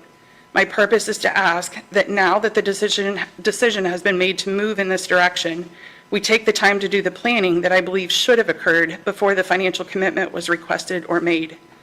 I would encourage the commissioners to develop a comprehensive implementation plan before additional commitments are made. That plan should, at minimum, identify, and I've provided you a more detailed list of these questions that I have, the responsibilities and authority of the animal control officer, the proposed chain of command and supervision, the hours and scope of coverage, the staffing necessary to provide that coverage, the facility requirements, the vehicle and equipment requirements, the training requirements, the anticipated veterinary and animal care costs, the relationship and responsibilities of the county and the Humane Society, necessary ordinance changes, proposed fees or licensing requirements, anticipating startup costs, and the realistic estimates of the ongoing annual cost to operate the program. I would also encourage the commissioners to seek input from the people who will actually be involved in operating and interacting with this system: current county personnel, the Humane Society, veterinarians, law enforcement, animal owners, and other appropriate stakeholders. I don't believe asking these questions means that we are opposed to the program. I believe it means that we are trying to make the program successful. I also don't believe that asking for cost estimates means that we expect every number to be exact. Estimates can change, circumstances change, programs evolve. But we should have a reasonable understanding of the financial commitment we are making before we make it. As a county council member, I take seriously the responsibility entrusted to me to consider how county dollars are spent. The council is the county's fiscal body and has responsibility for county appropriations and other fiscal matters. That responsibility sometimes means saying no, or at least saying, I need more information before I can say yes. And that is where I was with this proposal. I believe the public deserves to understand what is being proposed or planned and to have an opportunity to weigh in. I recognize that Ripley Care has worked hard and advocated strongly for this initiative, and I respect their commitment. But my responsibility as a council member is to consider not only the voices of those who are actively advocating for the proposal, but also the perspective of the broader community. How do our residents view this? What are their questions, concerns, and priorities? If I don't ask those questions and create an opportunity for that conversation, I don't feel I am doing my job as an elected representative to the best of my ability. There's one other issue I believe is important to address because it relates directly to how we prioritize county resources. Last week during budget hearings, county employees were presented with a 2% wage increase after some requests for a 5% increase. My understanding from those discussions was that a larger increase was not considered attainable or perhaps sustainable for the county. I understand that compensation decisions are complicated, and I recognize that the county has to balance employee compensation with all of its other financial obligations. I also recognize that the cost of a new animal control program cannot be directly compared dollar for dollar with employee raises. However, I do believe it is reasonable for me, as a member of the county council, to ask how we reconcile those two decisions from a long-term fiscal perspective. We have told our existing employees that we have to be careful about making compensation commitments that the county cannot sustain. At the same time, we have approved moving forward with a new program for which we do not yet have a complete picture of the ongoing financial obligation. That doesn't necessarily mean that one decision is right and the other is wrong, but I believe it does mean that we should apply the same standard of fiscal responsibility to both. Our county employees are already doing the work of operating the government we have today. They deserve thoughtful consideration when we make decisions about their compensation and the long-term sustainability of their positions. Before we take on additional ongoing obligations, I believe we should have a clear understanding of what those obligations will cost and how they will affect our ability to fund the employees, the departments, and the services that we already have. That is also one of the reasons that I had difficulty voting in favor of this proposal without having more information. I don't want to find ourselves 6 months or a year from now saying that we underestimated the cost of animal control, just as I don't want to find ourselves telling our existing employees that we cannot adequately compensate them because we have committed our resources elsewhere. To me, fiscal responsibility isn't simply asking whether we can afford something today. It is asking whether we can afford to sustain it tomorrow while continuing to meet the responsibilities that we already have. That is the standard I believe we should apply to every new county program, including this one. I am not saying that the decision to transition to animal control is necessarily the wrong decision. I am saying that based on the information available to me at the time of the vote, I did not believe we had enough information to understand the full financial and operational implications of that decision. I hope that moving forward, we can fill those gaps. I want this program, or any county program, to be successful, responsible, sustainable, and accountable to the people who ultimately pay for it. I appreciate the Commissioner's consideration, and I'm willing to work with you and the other members of our local government to help develop the information and safeguards necessary to make informed decisions as we move forward. Thank you.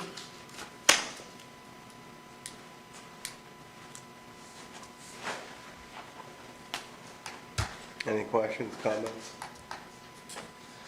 I mean, I just want to be clear on how I look at this scenario of transitioning from animal control, from dog ward to animal control, okay?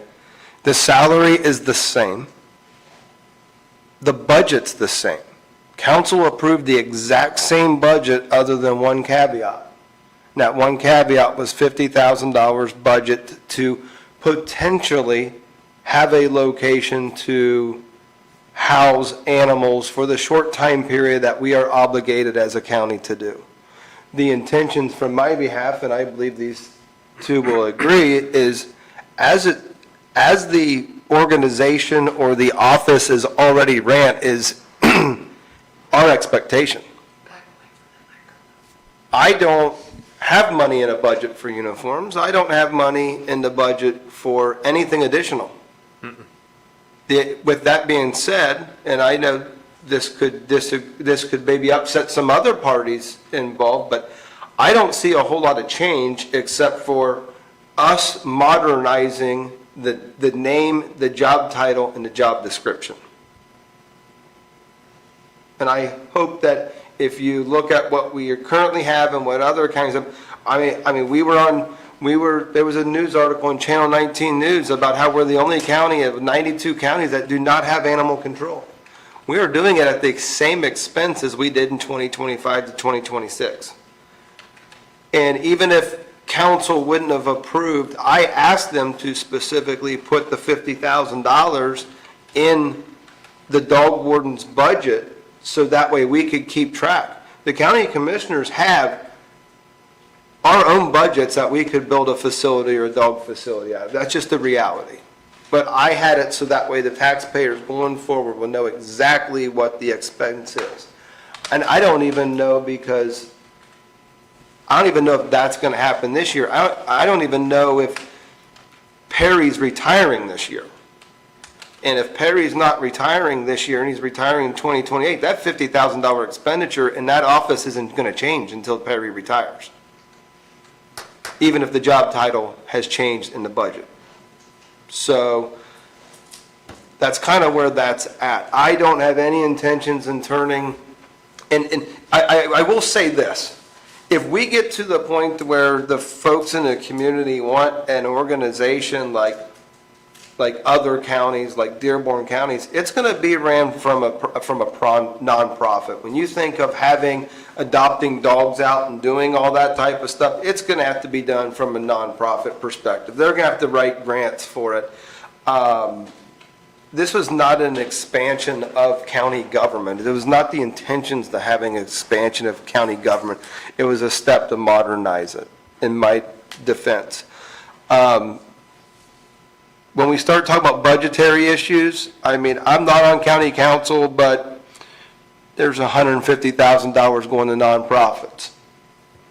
That if I was making the decisions, I would have made them a lot different. I'm not on county council. I don't make those decisions. But I see, I would have rather have paid our employees more money than give more money to nonprofits. But that's my opinion. I'd like to respond to that.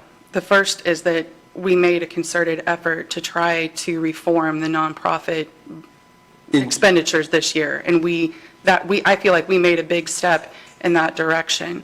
And on top of that, I feel like the nonprofits are in the commissioner's budget, and so if you don't want to put it in your budget to bring it forward to the county council, you have that option.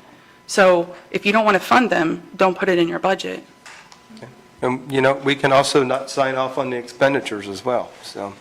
So just to be clear, I mean, those are issues with how things are ran, and that's really not what we're wanting to talk about today, in my opinion. Yeah. To be clear, all we asked for was the $50,000 put in the budget to be able to put kennels on county-owned property in case Perry's gone and we can't find somebody to house them at their own facility. So we're not building a building, we're not putting an office there, we're buying, and they passed out the sheet that had the prices and the different versions. All we're looking to do is buy a set of portable kennels. That's all we asked for. We didn't ask for any more or any less. Now, I watched the meeting the same as everybody else in the county has. I knew what was being asked, so maybe I understood it a little bit better. So from a perspective of somebody that was sitting back and heard it for the first time, maybe it was not construed as that's what we're asking for. That's all we're asking for. We're not, and we changed the name of the title to an animal control officer. We're not hiring anybody. We're not firing anybody. We're running it exactly like we have for the last several years, with the exception of potentially putting kennels on county-owned property, which in my opinion is where they should be. That's it. And So I just want to be clear. If the intention is that that's all this is, and there's going to be no requests coming forward to the council again for other expenditures that weren't planned, is that what we're saying? Yeah, but you can't, you brought legitimate questions. You No. can't put an animal control, you can't put all this in without knowing what it's going to cost. We're not doing that. You brought good questions, if that's what we're doing, but that's not what we're doing. if we're going to start a whole agency and start a whole agency, these are legitimate, but I think is what people in the community don't understand is what we currently have and what is currently going on and has been going on for the last as many years as I've been going. We have a dog catcher. He's employed by the county. He uses his own vehicle. He currently has kennels at his house that has up to, I don't know how many dogs he can store. 4 to 6. He takes them he will hold dogs until they go to the Humane Society. The Humane Society will accept the animals. If he catches your dog and you come pick it up from his house, you pay a nominal fee. That is already, there's already an animal control. It's just an obsoleted name and doesn't have the updated job description. So, and our current one has never asked for any additional appropriations. He works within his budget, and the expectation is that the next person will work within their budget. So that would be the expectation. Yeah. And like I said, you brought up good questions, and if going forward, if anything else is asked for, make sure these questions are answered before you vote to approve it. I don't know the answer to this. I don't know if you know the answer to this. By changing the title to animal control, does that obligate us to anything different than the structure that we have now? We actually talked to John Ertl about it about this time last year, and he said it would not make any difference. It's just a matter of a title change. That the actual duties of the person, it really depends on what we dictate them to be. Under a job description. Under a job description. And that does need, and my obligation during the county council meetings is that job description will be updated as soon as Perry retires and we hire a new position. I appreciate your comments. I'd like for you to just recognize that the last conversations I was involved in, we had a meeting back there with somebody from Dearborn County Animal Control who was listing all of these types of questions and concerns. That's the perspective that I had. When we went and toured that building in Batesville, I don't see just a kennel, I see a building, and there's a lot of other costs that came with that, having a place to store food. Having a place to, they had washers and dryers, they had heating and cooling, they had other things. And so without this being explained to me ahead of time before a budget hearing, a flurry of questions came into my mind. I would have personally rather heard about this kind of proposal, if you will, prior to the budget hearings. But I appreciate your comments today. Yeah, thank you. And I do want, just because I think it's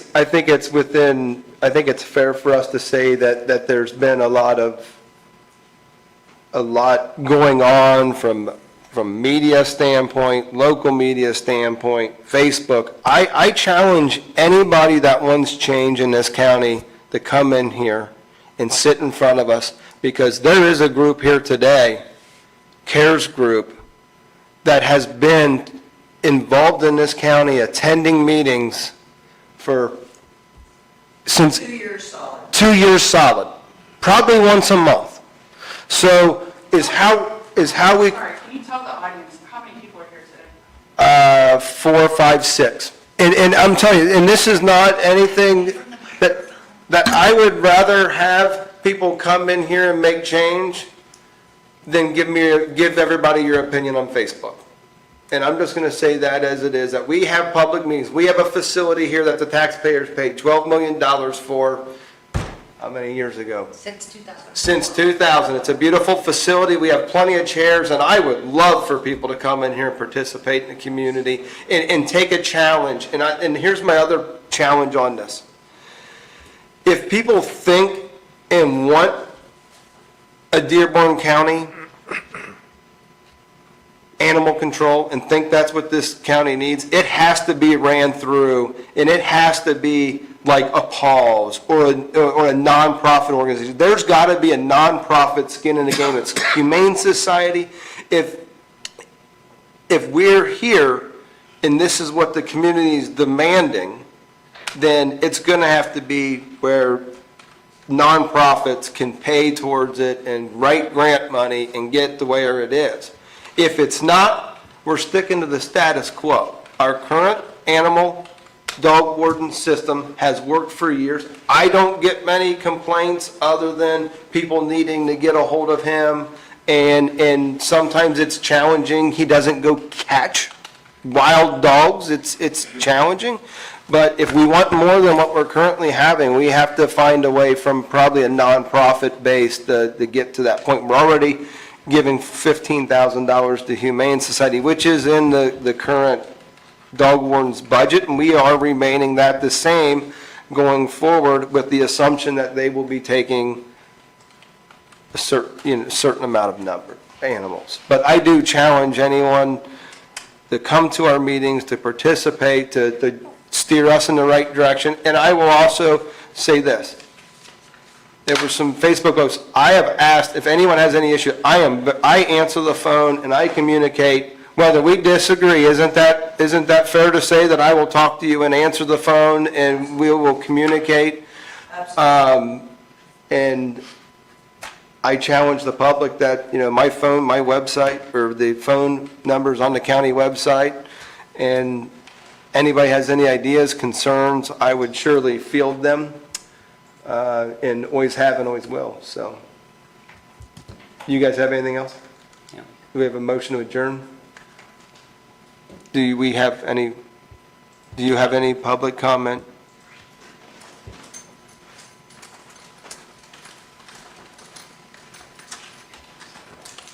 Yeah, my name's Janine Ostendorf. I'm founder of Ripley Care.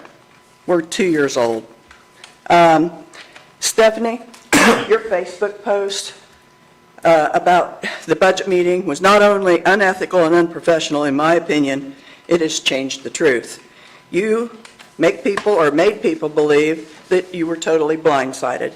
This was proposed last year at council, and it was turned down at that time because council didn't have enough information.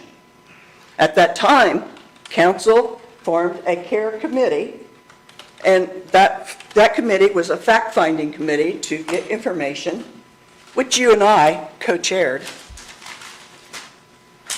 You stated on a public meeting that you don't have the compassion for animals that we at Ripley Care do, and that's fine. That's your personal opinion. When did I say that?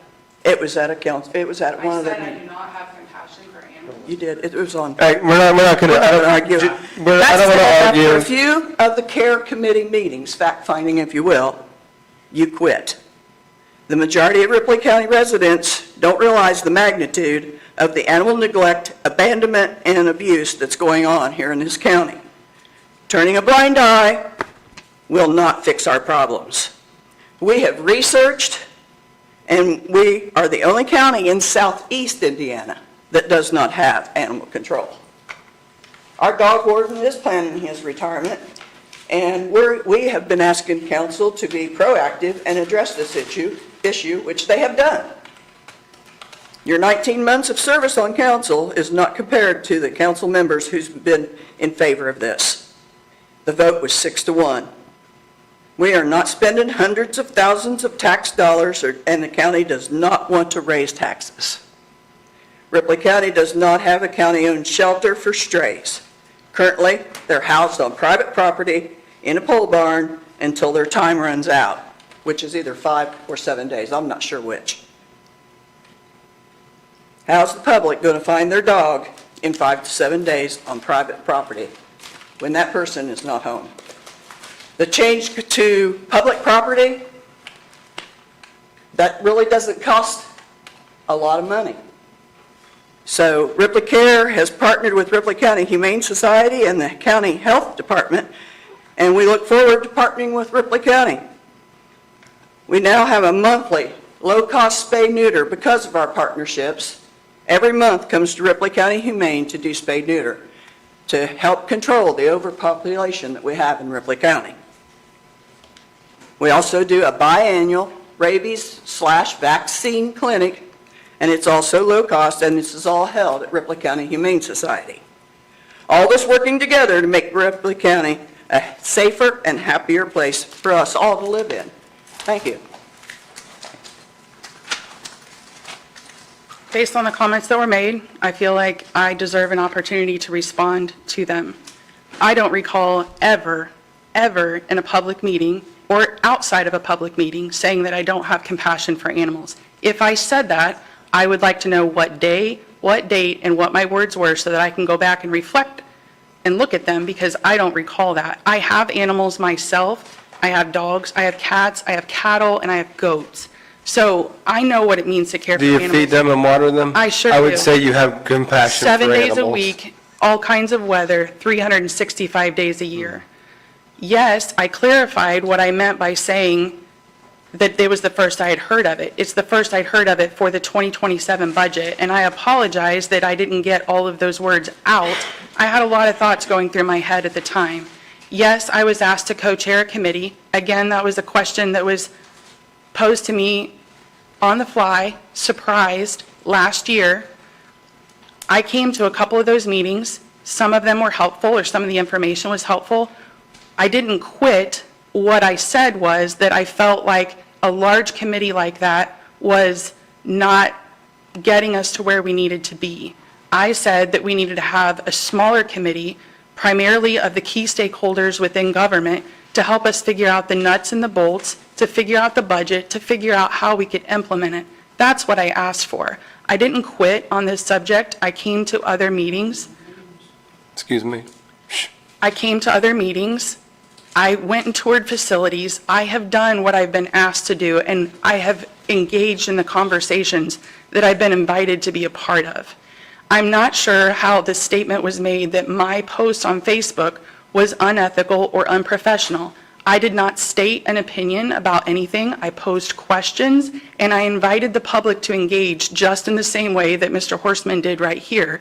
He asked the community to stand up, come to the meetings, and let your voices, your perspectives be heard. I'm not sure how my post is any different than the post that these ladies probably make on their own personal pages or on their CARES page. So that's what I'd like to say. Thank you. Thank you. Thank you. I do want to acknowledge, I keep on getting in front of this microphone. I do want to say, last week, County Nobody can Council, understand him when he County- does it because he's too loud. County Council did do budget hearings last year. I have always have the perspective and the respect for that because I was on County Council for 6 years. It is a grueling week, and it's a challenging week. And I don't envy you guys. As much as we can, the tit for tat on how things went is a stressful week for you guys. And I've been there, I've done it, and all I can say is it's challenging. There's a lot going on. I mean, it's 4 days of nonstop going through budgets, and I don't envy you guys, and I want to say that I have a lot of respect for council members with sitting in that seat. And I think we all have Ripley County's good and our intentions, and I want people to understand that we need to be respectful of differences of an opinion and understand that it's okay to have fair debate, and that we all need to understand that we're all here for the good of Ripley County, our Ripley County employees, and especially our taxpayers and our constituents. So all thanks for all parties on the topic and discussion, and I welcome more dialogue because I think it creates better county government. So and I do want to let you know that the comments you made about the nonprofits being in the commissioner's budget, I agree with you. We had that conversation. So I think things are going to change next year. Yeah, 'cause- If it's in our budget, we should be just giving you the number. We shouldn't be asking you guys to go through and justify it. So we had that conversation, and I believe that's going to change. And if you look at some other counties, county councils have their budget. I'm going to advocate that the county council will be moving forward with their own budget versus the county commissioners, if that makes sense. County council, I'm going to suggest that county council will have their own budget with their own salary in it with the nonprofits going forward, and we will have our budgets with building maintenance and the things that are pertaining to our responsibilities, the divided out. Does that make sense? I've had that thought and suggestion for years. Roger brought it up, and it is very valid. I mean, I jokingly this year, because I was upset about the 2% salaries, I put no salaries for county council and county commissioners. I did that on purpose. I really shouldn't have done it. County council should have made their own proposal, and the commissioners should have made their own. So going forward, we can have that separated. Yeah, we're not sure how it's going to be, but we're going to talk, we are going to It talk wouldn't be about hard to do. We really No, wouldn't. no. Commissioner's budget, county council budget. A lot of counties are like that. Yeah, yeah. We've just always done it that way, but I think that can kind of eliminate some of that because it's not the county commissioner's responsibility to fund nonprofits. It's ours to fund government and make sure that buildings are maintained and we have animal control or we have EMS. Like that's our jurisdiction and our responsibility by state law, not whether we're debating on whether to give a nonprofit funding. It's really not. So, but with that being said, I appreciate any other. Yeah, I'm good. Do we have a motion to, sorry? Yes.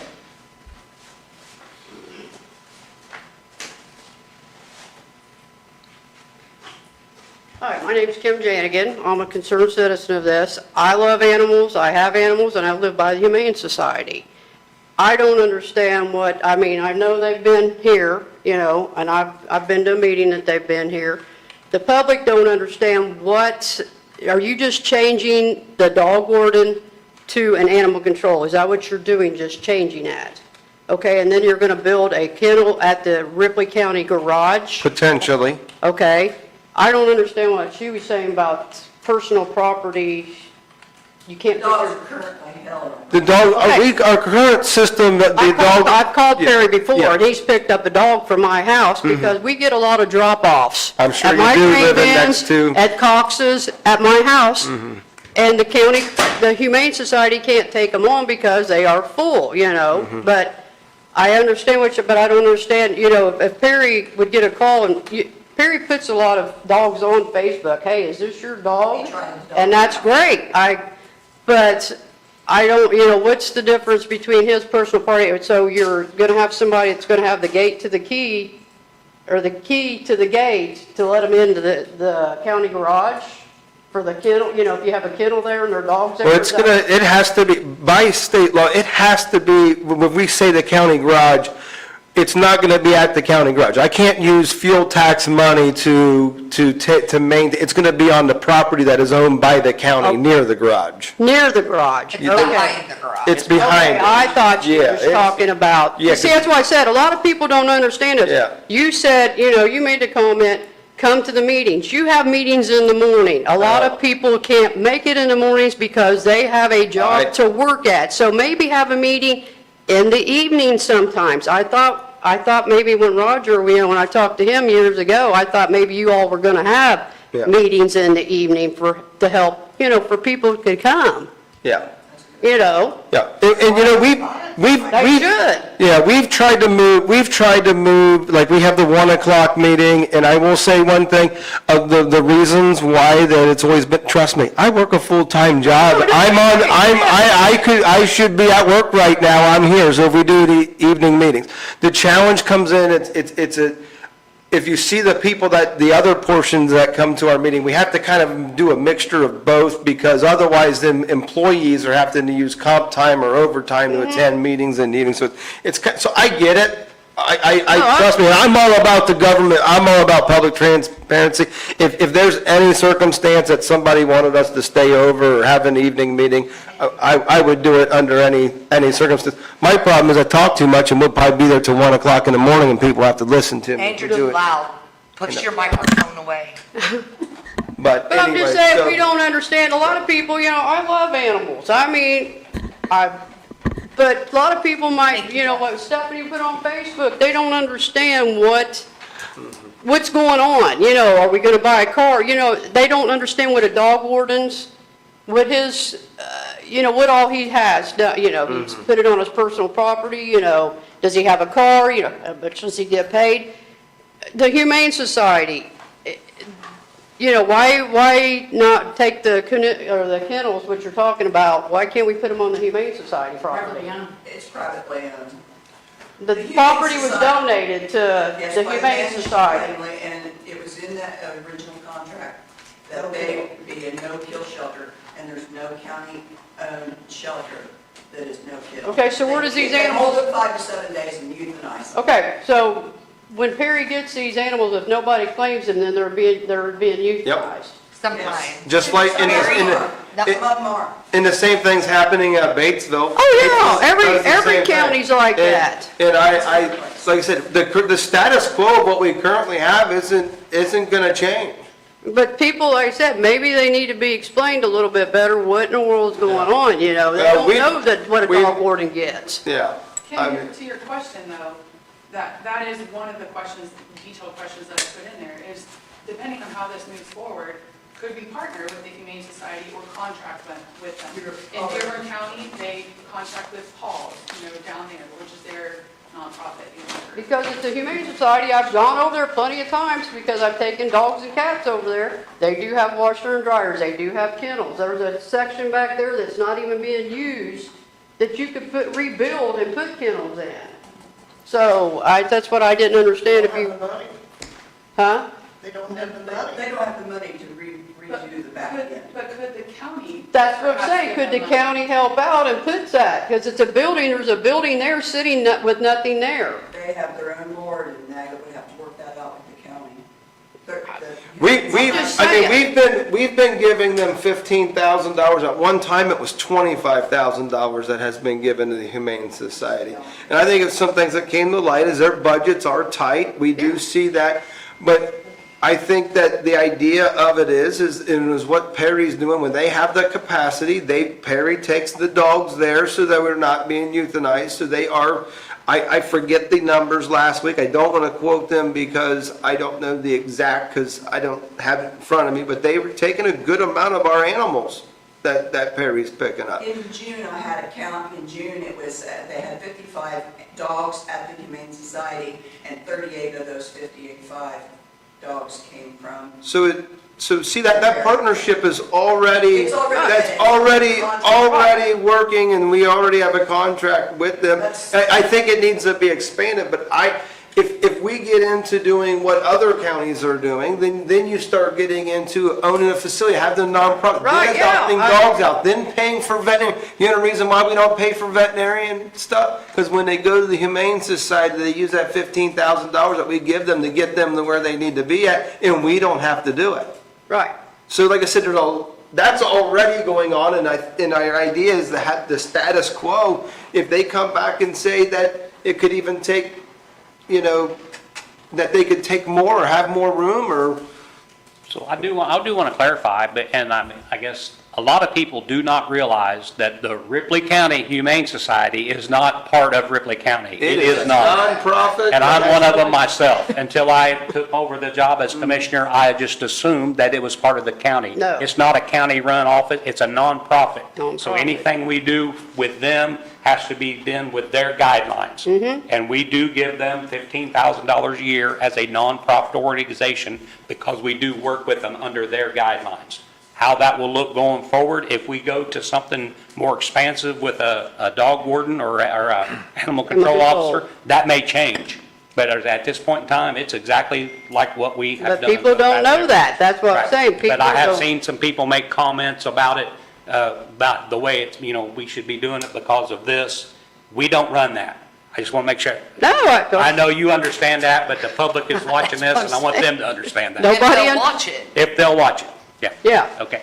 say, nobody reads the paper anymore. They read Facebook. Yeah. Yeah. Right, that's. You want to know unfortunate. They anything, don't you get put all it, the you facts. put it on Put it on Facebook. Facebook and it costs good. Pardon? We had a public page, Ripley Care had a public page, and when you put it out there to the public like that, anything can happen, and that's why I was telling Stephanie, actually, putting it on Facebook was probably not good. Then how's everybody We gonna took know? we took our Ripley Care public It's interesting, I was in a page panic, down. I read Stephanie's post, and I'm in a panic, and I go back, and I'm like, man, I watched the video again, and a lot of the concerns were addressed. If people like kept on sharing it, would have watched the video, they would have saw that there were a lot of, there was a substantial amount of conversation that was done at that meeting. Yes. Not all the answers, but there was a lot. One of my biggest questions is, I wanted to see, what's the concrete gonna cost? What's the kennel gonna cost? Like, I wanted to see a budget just like what's in our budget book. And that's one of the biggest things that I felt like was lacking for me to be able to say, yes, you know, like, Yeah. I can support that. You know, Yeah. is there gonna be electric? Is there gonna, is water gonna have to be ran down that property? There was mention of fencing, you know, to separate it from the county highway garage. How much that's gonna cost, you know? Yeah. No, I understand those are very, very valid concerns. I'm not sure that we know yet how big and which facility. I don't have that quote in front of me, and like, we need to look at those facilities. And quite frankly, if we are moving, we're gonna make it work within that budget that we were given. We're gonna stay within the parameters than what was given to us. I think that's our intentions. If Perry's going to continue to do this for another year and a half, then that gives us more time. I just have to ask you for the the appropriation again next year, because we just won't expense it this year. So, I have it somewhere, but, yeah, these are commercial dog pricing that we had, and, They're portable. yeah. So we went with a 12 by 24 portable unit. It has a 6-dog capacity. It's already bigger than what Perry has for $39,000. I'm just saying, but you know, people don't know. So the taxes are. That was not said at the meeting. That paper was given. I understand, but the size of the kennel was not said at the meeting. I don't think I was given a copy of that paper. Like, I don't have it. I shared it with council. Yeah, they can make copies and pass it, maybe just didn't get Yeah. it. She made copies for everybody. Yeah, no. I could be wrong, but what I recall is that Mark sat over here and had the paper, but I don't think I ever was given a copy of it. And I was to the point to where, I just wanted to make sure that we weren't going to an extreme in the expectation of building a building. Like, I don't, that was not the intentions. Some council members at one time were floating around $250,000. We, again, understand that Yeah. the last meeting that I went to with Roger, we looked at buildings that had a kennel inside it. So when you're up there talking, that's the vision that I have in Yeah. my head. Yeah. Yeah. And who knows, we might be blessed and fortunate enough when we get hiring, that there is somebody in this community, in our county, that is so passionate about animal control and willing to do this at their house and have it at their house and be the Perry that we currently have. There could be someone that's willing to do it, then we don't have to spend this money at all. Because we're paying mileage for Perry, and he's using his own vehicle. I mean, Perry has saved this county a lot of money to do it the way he's been doing over the years.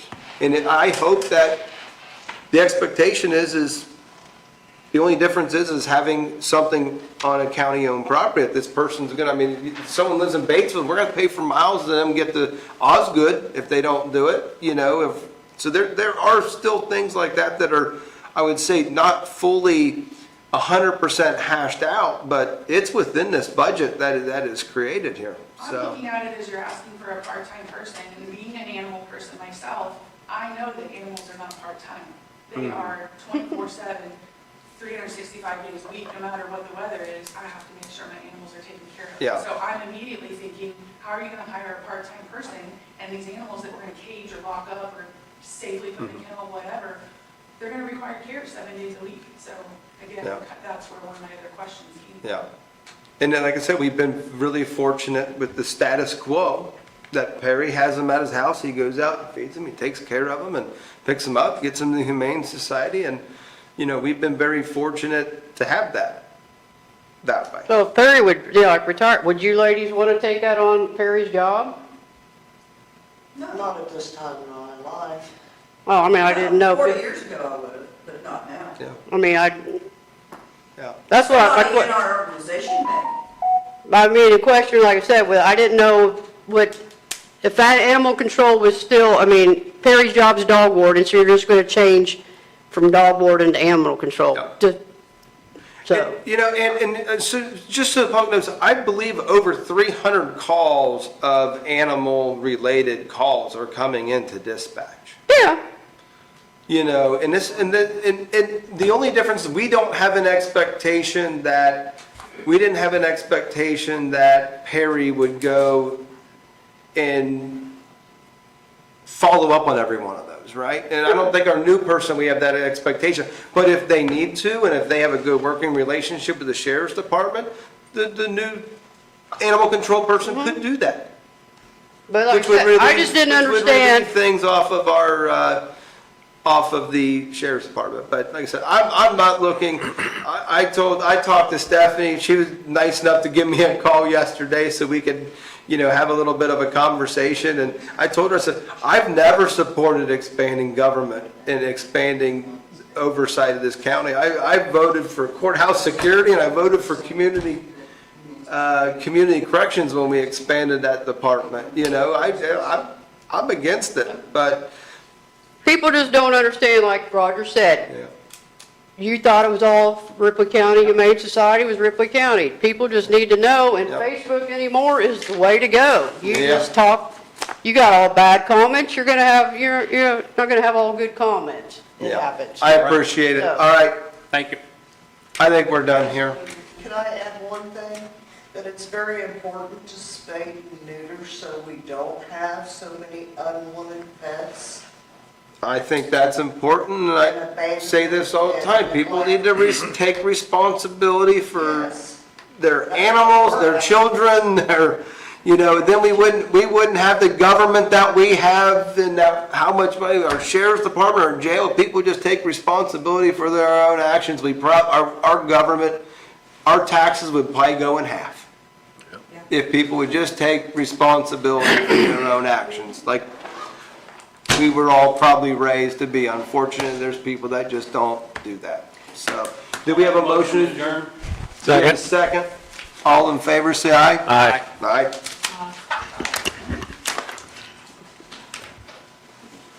I still got a pot of coffee.